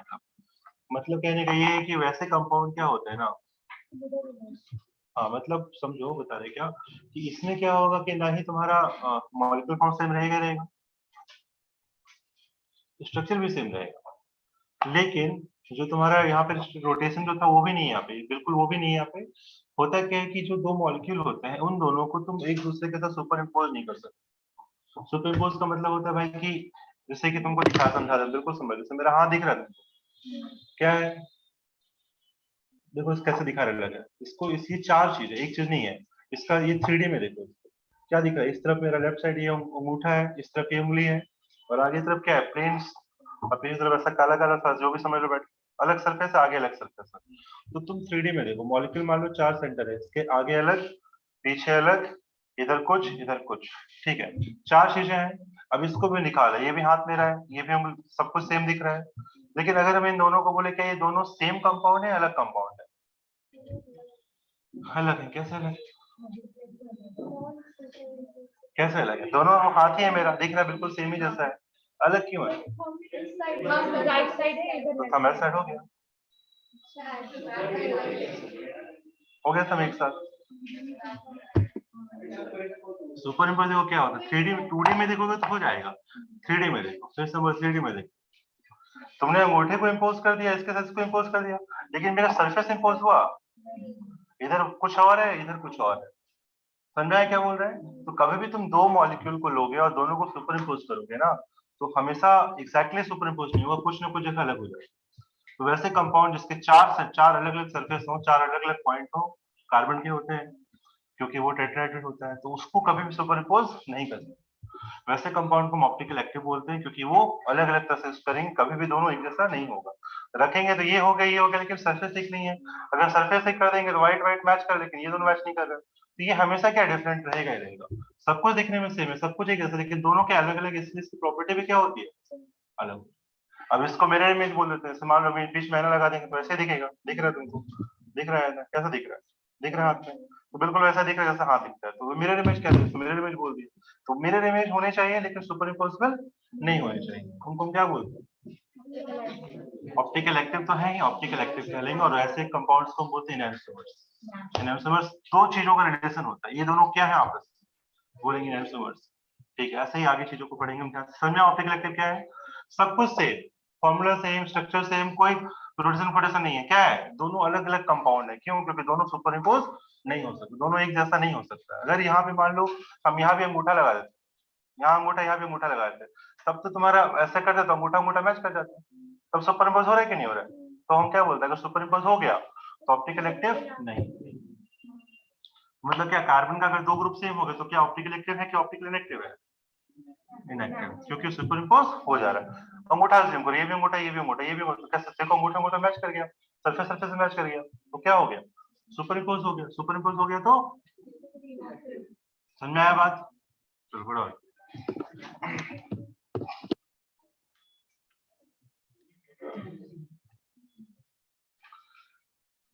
देखो यहाँ पे ऑप्टिकल एक्टिविटी क्या होता है, ऑप्टिकल एस्ट्रोनॉमिज्म क्या होता है। देखो यहाँ पे हम कैसे चेक करते हैं इसको, इसके यंत्र क्या है हमारे पास। तो एक लाइट लिया जाता है, ठीक है, ऑर्डिनरी लाइट को हम लगाते हैं, उसको निकोल प्रिज्म से पास करते हैं। जब निकोल प्रिज्म का खासियत क्या होता है ना, कि जो लाइट हर तरफ फैल रहा है, इसके थ्रू जब पास करते हैं एक पर्टिकुलर एंगल से, पर्टिकुलर प्लेन से पोलराइज हो जाता है, मतलब एक पर्टिकुलर एक्स वाई प्लेन में चलेगा। तो वो एक प्लेन में मतलब ही चलता है, मतलब ऐसे से चल रहा है लाइट, समझ। एक पर्टिकुलर लेजर देखा है, लेजर लाइट, लेजर जैसा निकलता है, उसके अंदर प्रिज्म लगा रहता है। लेजर लाइट, लाइट है, एलईडी लाइट होता है, एलईडी लाइट के अंदर क्या है, प्रिज्म लगा दिए, हमारे लेजर जा रहा है फटाक से, तो वही लेजर एक तरह से लेजर निकल गया, एक पर्टिकुलर प्लेन में निकल गया। तो वो प्लेन पोलराइज्ड लाइट को क्या बोलते हैं, प्लेन पोलराइज्ड लाइट को हम उस कंपाउंड से जब पास करेंगे, किस कंपाउंड से, जिसको तुम टेस्ट करना चाहते हो, अगर वो ऑप्टिकली एक्टिव रहेगा तो वो क्या करेगा, उसको घुमा देगा। मतलब लेजर लाइट अगर डालोगे, लेजर क्या होगा, डिफ्लेक्ट कर जाए। अगर लेजर डिफ्लेक्ट कर गया तो हम बोलेंगे कंपाउंड कैसा है, ऑप्टिकली एक्टिव। और अगर डिफ्लेक्ट नहीं किया, सीधा सीधा निकल गया, तो क्या बोलेंगे, ऑप्टिकली इनएक्टिव। तो ग्लास लेते हैं, ग्लास ट्रांसपेरेंट होता है, उसमें वो लिक्विड को डाल देते हैं, इसको तुमको टेस्ट करना है, प्रोपेन ब्यूटेन पेंटेन जो है डाल दो, देखो हो रहा है कि नहीं हो रहा है, तो ठीक है, नहीं तो नोट।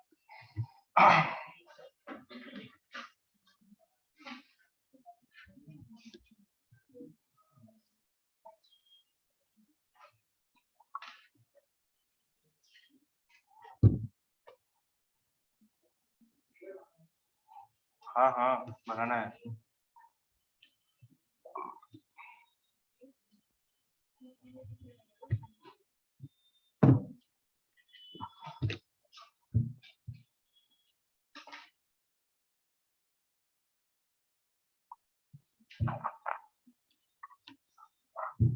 ऑप्टिकल एक्टिव सब्सटेंस इसमें डाल दिया हमने, रख दिया ग्लास में। अगर वो क्लॉकवाइज घूमता है, थीटा है दिख रहा क्लॉकवाइज, देखिए, और एंटी क्लॉकवाइज,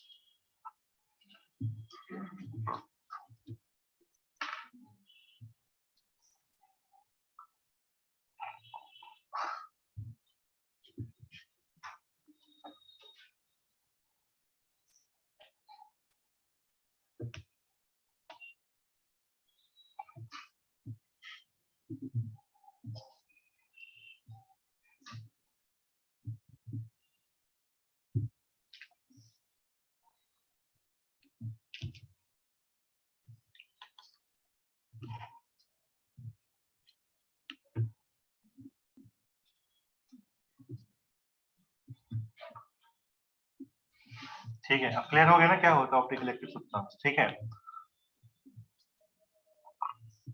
अगर लाइट का रोटेशन क्लॉकवाइज रहा और लाइट रोटेशन कैसा रहा, एंटी क्लॉकवाइज, तो अगर क्लॉकवाइज रहेगा मतलब क्लॉक जैसे घूमता वैसे घूम गया लाइट, उसको क्या बोलेंगे हम लोग, डेक्स्ट्रोरोटेटरी, इसको बोलते हैं शॉर्ट फॉर्म में डी फॉर्म, स्मॉल डी। और अगर एंटी क्लॉकवाइज घूमा तो क्या बोलेंगे उसको, लेवोरोटेटरी, एल फॉर्म, स्मॉल है, नोट करो। और लाइट नहीं घुमा तो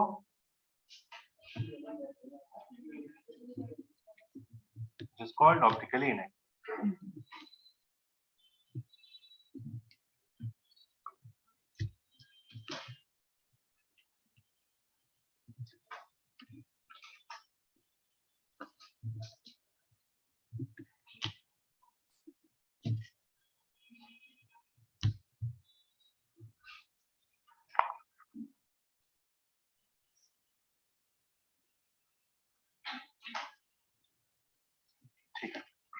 इसको भी लिखता हूँ। If there is no rotation of light, substance is optically inactive. जिसको हम बोलते हैं एक और नाम अकायरल।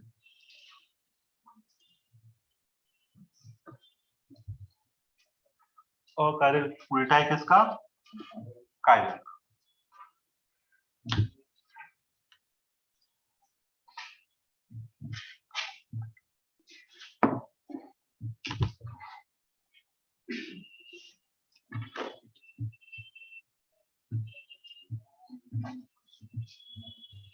हो गया?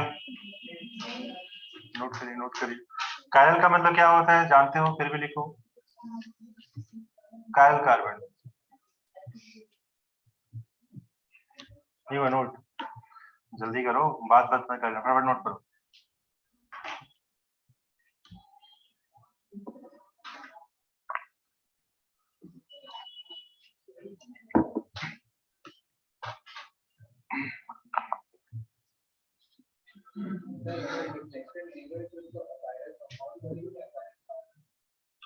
कंपाउंड ही अकायरल है, कार्बन के कारण होता है। तो कायरल कंपाउंड या कायरल कार्बन क्या है वो लिखो फटाफट।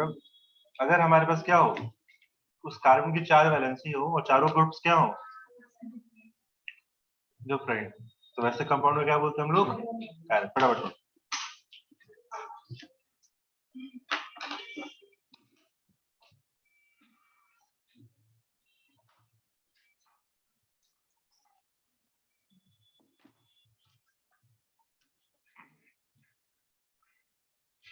कायरल का मतलब यही होता है, ऐसे कार्बन को दिखाएंगे, ऐसे दिखा देंगे।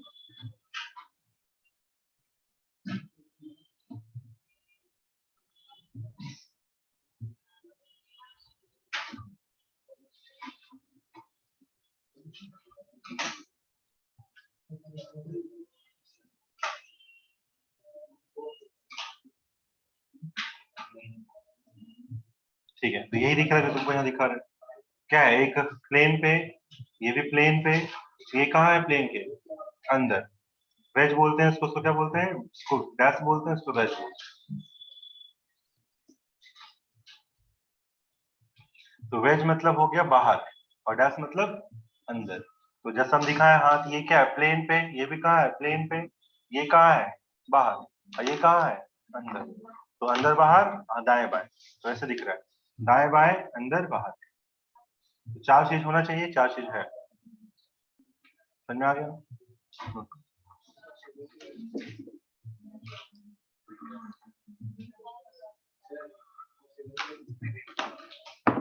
इसको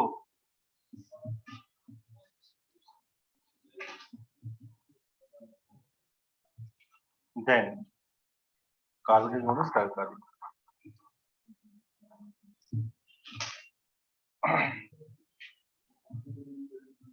नोट कर लो इसको।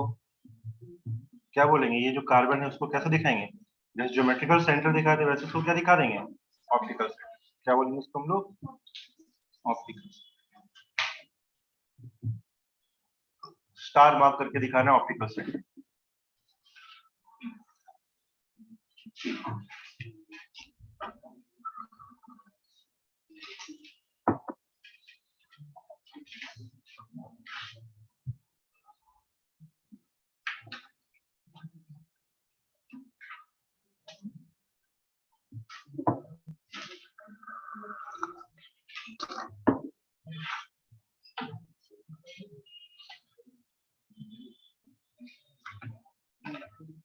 हो गया? अब देखो इसी कंपाउंड का क्या होगा, एक भाई होगा जो क्या होगा, मिरर इमेज। बना लो मिरर इमेज, छोड़ो अलग से बना लेंगे, यहाँ बना हुआ है। क्या देखना है हमको? अगर कार्बन का 4 वैलेंसी है, चारों क्या है अलग अलग है, क्या बोलेंगे हम उसको? Chiral carbon. जितने कायरल कार्बन उतना ही क्या हो जाएगा, ऑप्टिकल सेंटर। और हर ऑप्टिकल सेंटर कितने तरह से यूज करेगा? 2 तरह से, एक होगा डी और दूसरा होगा एल। एक रेस्टोरेंट में, दूसरा लेबोरेटरी में। ठीक, अब समझे आपके बता रहे, इसको नोट करो, बनाओ। एच है, आर है, OH है, CH3। इसका मिरर इमेज ले लो, क्या होगा? H है, CH3 इधर आ जाएगा और इधर आ जाएगा।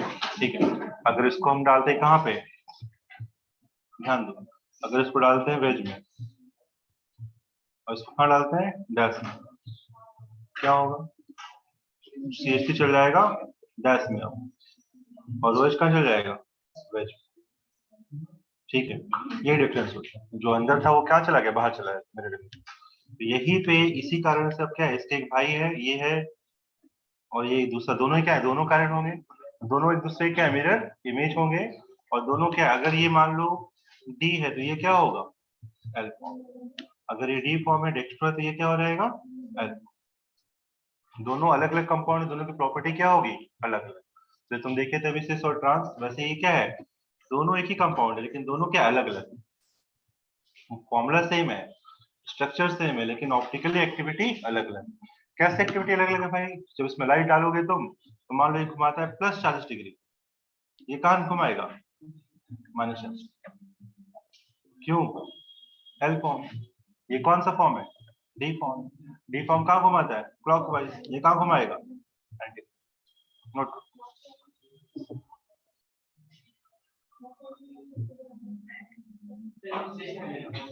सेम कैसे हो गया, हाँ सेम है मेरा, क्या, नहीं नहीं नहीं, एक्चुअली मेरे में जब करोगे ना तो अब इसको ऐसे डालोगे तो उसके ऊपर अपने आप आ रहा है। तो वेज पे दिमाग मत लगाओ, बस ये ध्यान रखो कि अगर तुम इस R को इधर ले गए, CH3 को इधर ले आए, OH इधर से इधर आ गया, तो हम बात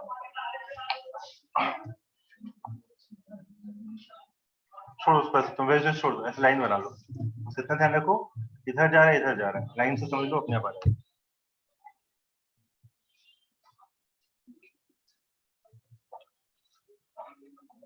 क्योंकि तुम जो देख रहे हो ना, तुम वेज टेस्ट देख रहे हो सिस्टू, लेकिन तुम H और R को नहीं देख रहे हो, अंगूठा यहाँ बदल गया है, ठीक है, इसलिए ऐसा हो रहा है। हमने इन दोनों को वहीं रखा, लेकिन इन दोनों को क्या किया, लेफ्ट राइट को राइट लेफ्ट कर दिया, इसलिए ऐसा हो रहा है। कोई भी दो चेंज आएगा, ऐसा नहीं कि ये आएगा। अगर तुम H को यहीं रख के R को यहीं रखते तो फिर CH3 को वेज को डैश में ना करके उल्टा कर सेम जगह रखते, ऐसा हो जाएगा। ठीक है, नोट करो फटाफट, ध्यान रखना, ये अगर +40 ये कितना हो जाएगा, ये +50 तो ये कितना, -50। और लिखो बेटा, इन दोनों के रिलेशन को क्या बोलेंगे हम लोग, enhancers. enantiomers, enantiomers, A and B are called enantiomers। तो enantiomers क्या होंगे, डैश देख लिखो एक लाइन में,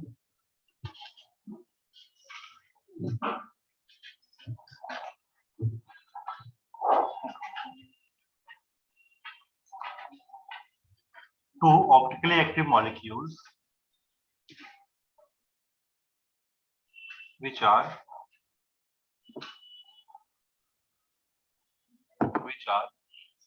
non-superimposable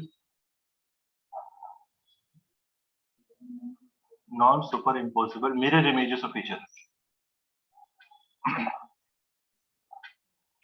Two optically active molecules which are non-superimposable mirror images of each other are called enantiomers.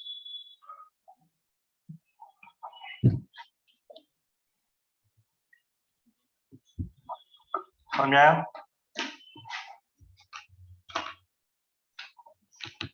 और क्या बोल दिया उसको, enantiomers। और अगर हमने enantiomer पेयर्स को, अगर A और B हमारा क्या है, क्या बोलेंगे A और B को, enantiomer पेयर। अगर हमने बराबर बराबर लिया, are taken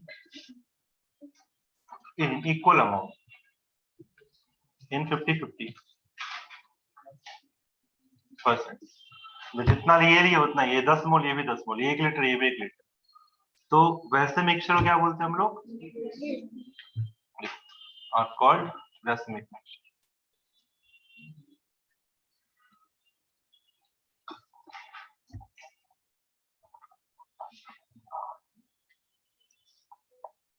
अगर 50-50% दोनों ही रहेगा उनको हम बोलते हैं रेसमिक मिक्सचर।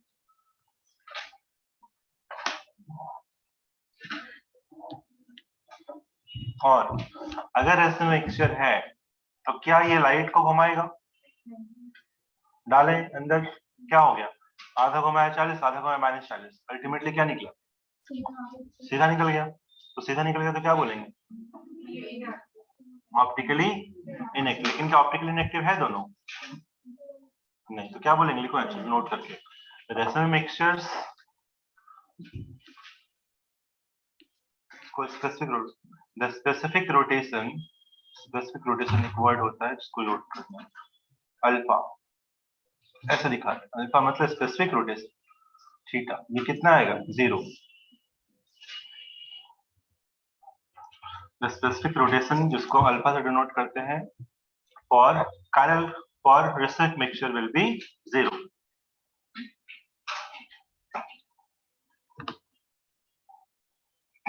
इसका मतलब क्या? ऑप्टिकली एक्टिव कि inactive? Which is like optical inactive but it will be optically active. Actual में थोड़ा ऑप्टिकल एक्टिव, सब तो एक्टिव कंपाउंड है, इनएक्टिव हो रहा है, दिख रहा है, लेकिन ऑप्टिकल एक्टिव हो, which is like optically inactive compound but will be optically active। 0 होता है ऑप्टिकल इनएक्टिव का, which should be optically inactive but it is optically active। ऐसा लिखा, जो लिखना लिखा, equal to 0 लिखा, which should be optically inactive but it is actually optically active। दोनों एक्टिव है, एक्टिव से मिल रहा है हमको। टर्टरिक एसिड, क्या होता है टर्टरिक एसिड? लिखिए CHOH COH CHOH CH, important compound है। कितना सेंटर है? 2 कायरल सेंटर।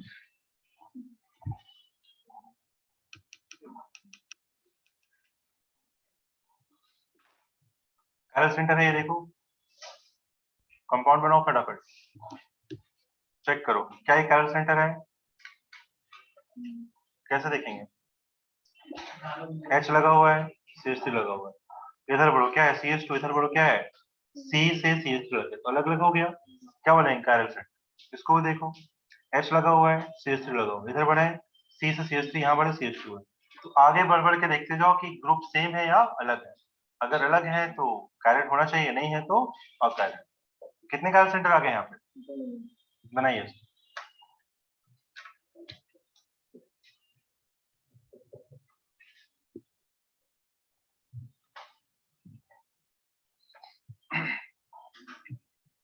कैसे देखे? फिर से देख लो, यहाँ पे खड़े हो जाओ, बढ़ो आगे, अलग अलग अलग, CH2 अलग, C से CH3 CH3, चारों अलग अलग हैं, इसीलिए कायरल। वैसे वहां खड़ा हो जाओ, आगे बढ़ो, इधर देखो, ये कायरल सेंटर है, ये कायरल सेंटर है कि नहीं है? क्यों नहीं है? दो दो है, छुपा हुआ एक ही है, अकायरल। इसको देखो, इसमें कायरल सेंटर है कि नहीं है?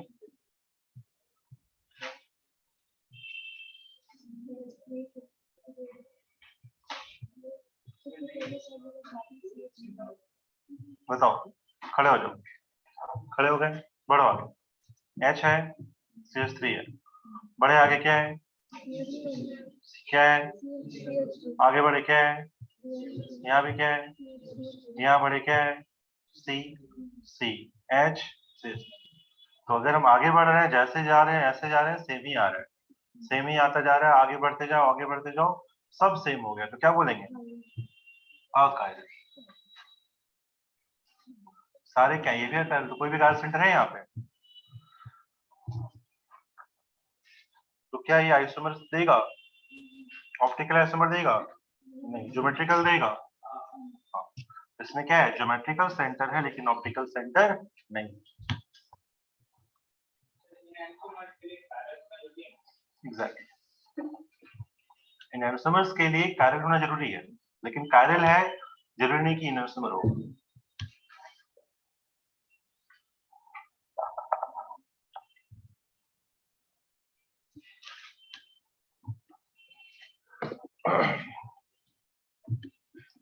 समझ में आ गया कॉन्सेप्ट?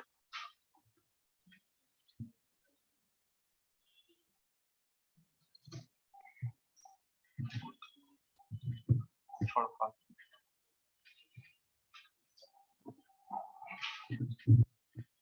समझ करवाई दिए हैं। देखो क्वेश्चन कैसे थे छोटे, देखो फटाफट बनाओ, नोट करो।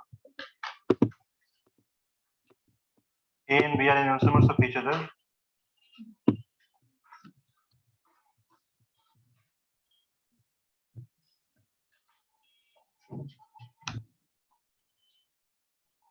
If rotation of A is plus 20 degree, तो B का कितना हो जाएगा? Minus 20 degree. वेरी गुड, निकालो फटाफट क्या है। और मिक्सचर कितना बोल रहा है?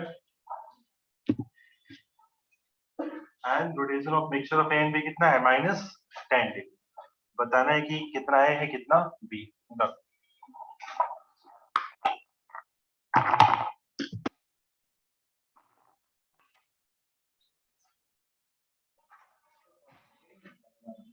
हाँ ए का है प्लस 20, बी का होगा माइनस 20, और दोनों को जब मिक्स किए तो कितना डिग्री है? Minus 10 degree. तो we need to find out कि कितना परसेंट ए है उस मिक्सचर में, कितना परसेंट। तो ज्यादा क्या होगा, ए या बी? ओवरऑल माइनस में आ रहा है, ओवरऑल क्या है? माइनस में आ रहा है। अगर दोनों 50-50% हो तो कितना होगा? 0। तो माइनस में है तो ज्यादा क्या होगा? वैसे निकाल सकते हो कॉमन सेंस, लेकिन फिर भी सॉल्व करके निकालो।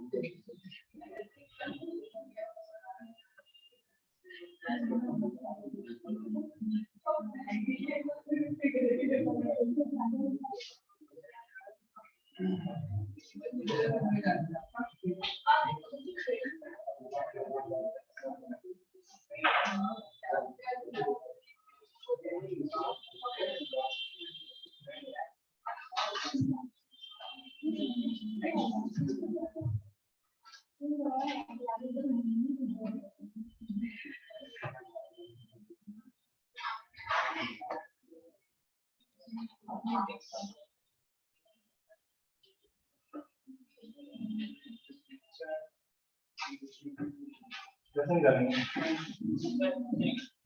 x मान लो, इसको कितना 100 माइनस x मान लो, x% मान लो, उससे कितना हो जाएगा? 100 माइनस x, x का 20 है तो 100 माइनस कितना होगा? माइनस 20 है ना। निकाल दो फटाफट। कैसे करेंगे? कॉमन सेंस लगाओ। x कितना है? टोटल मिला के 100% होना चाहिए कि नहीं होना चाहिए? टोटल मिला के 100% होगा। मान लेते हैं कि x मेरा क्या है? x% मेरा है a, तो 100 में 6 क्या हो जाएगा? b। निकाल लो। a कितना घुमाता है? 20, तो ये कितना घुमाएगा? माइनस 20। मल्टीप्लाई करो, x into 20 plus equal to कितना? समझ कितना? माइनस 10 आ रहा है, और कितना 100% है। निकाल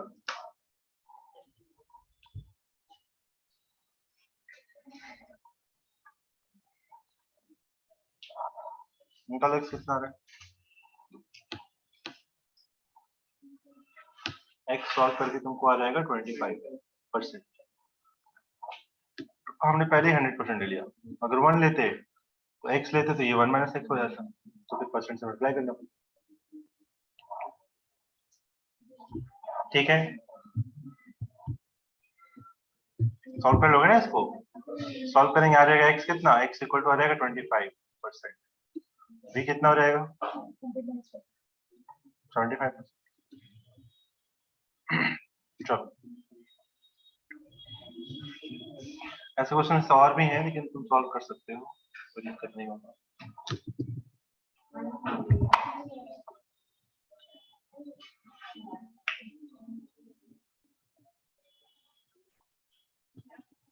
सॉल्व कर लो, छोटे से क्वेश्चन और निकाल पड़े।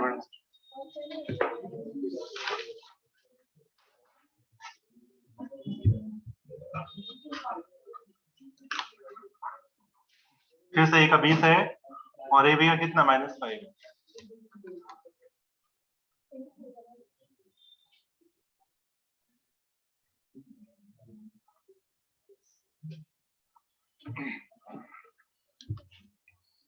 a और b नेम्सुमर है, बता रखा है। a का 20 से b का कितना हो जाएगा -20 और a और b का कितना है -5।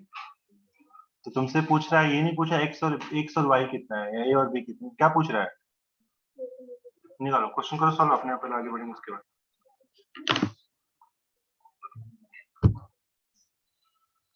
तो दोनों का परसेंटेज निकालो।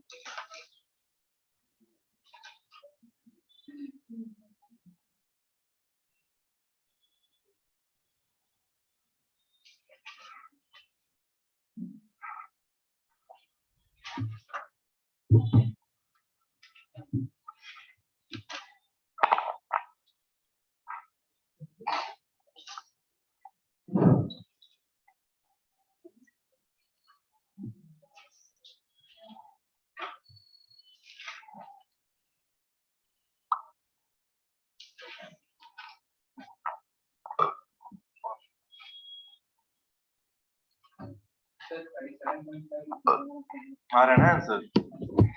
आ जाएगा। ये कितना आ गया?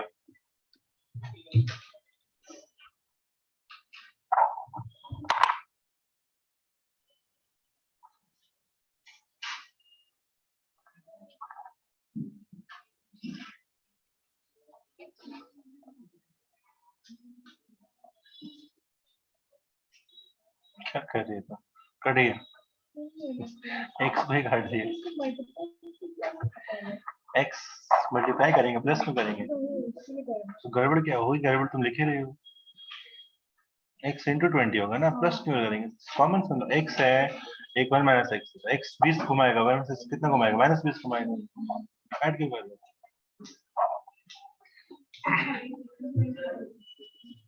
a आ जाएगा तुम्हारा 37.5, b कितना रहेगा? b आ जाएगा 62.5%। सॉल्व करना हुआ इक्वेशन लिख के हम फॉरवर्ड नहीं लिखेंगे, ठीक है। तो अगर तुमसे पूछ रहा है कि कितना परसेंटेज डेसिमिक है, डेसिमिक का मतलब क्या होता है? दूसरे को काट कूट दे, ठीक है। तो 37% इसका 37 को खा जाएगा, ठीक है। तो दोनों का 37.5 मिला कितना हो जाएगा? जोड़ लो 75, ठीक है।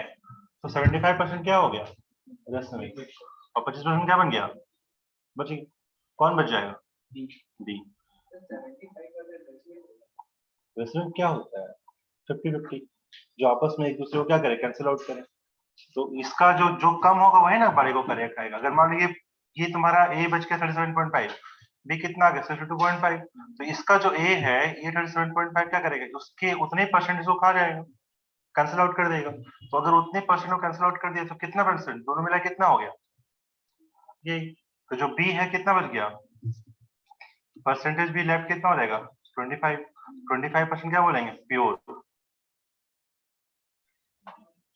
प्योर भी बच जाएगा। बाकी 75% क्या होगा? खत्म हो जाएगा। तो तुम यहाँ से निकाल सकते हो। देखो कितना परसेंट बच रहा है? 25% बच रहा है ना। अभी कितना घुमाता था?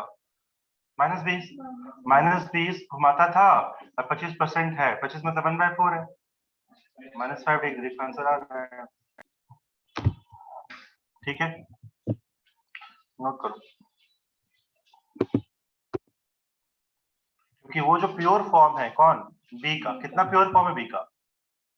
25%। वो 25% ही अपना आउटपुट देगा। तो 25% ऑफ 20 डिग्री कितना होता है? -20 डिग्री, -5 डिग्री। तो अल्टीमेटली -5 हमको दिख रहा है, मतलब उतना ही प्योर था।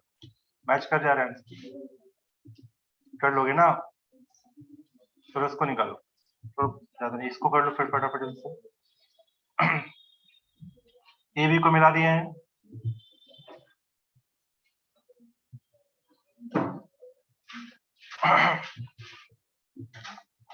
ए बी को क्या किए हैं? मिक्स कर दिए हैं। बोल रहा है स्पेसिफिक रोटेशन कितना है? 20, और मिक्सचर ऑफ इसमें कितना है 70, 30% कौन होगा, दे दिया है तुमको। बी का प्योर फॉर्म 30% है और 70% कैंसिल आउट हो रहा है, तो पूरा मिलाए कितना घुमाएगा, अल्फा कितना आएगा मिक्सचर। हाँ, जो प्योर फॉर्म है उसी के कारण आएगा। 30% है और बी का कितना रोटेशन -20, तो -20 का 30% कितना होता है, जल्दी निकालो।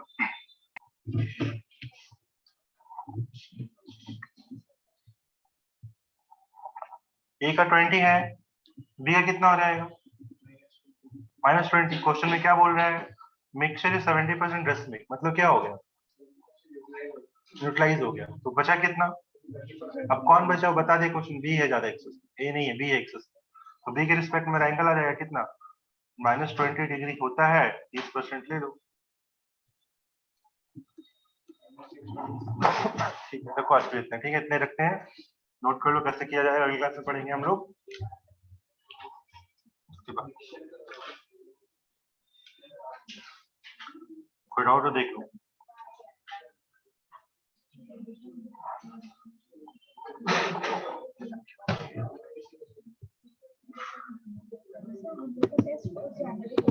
क्या सेकेंड है, ठीक है, रखो आज के इतने, देख लेंगे अगली क्लास में, फिर से करेंगे, रिवाइज करके आओ, नेक्स्ट टॉपिक में हम लोग इसको कंप्लीट कर लेंगे।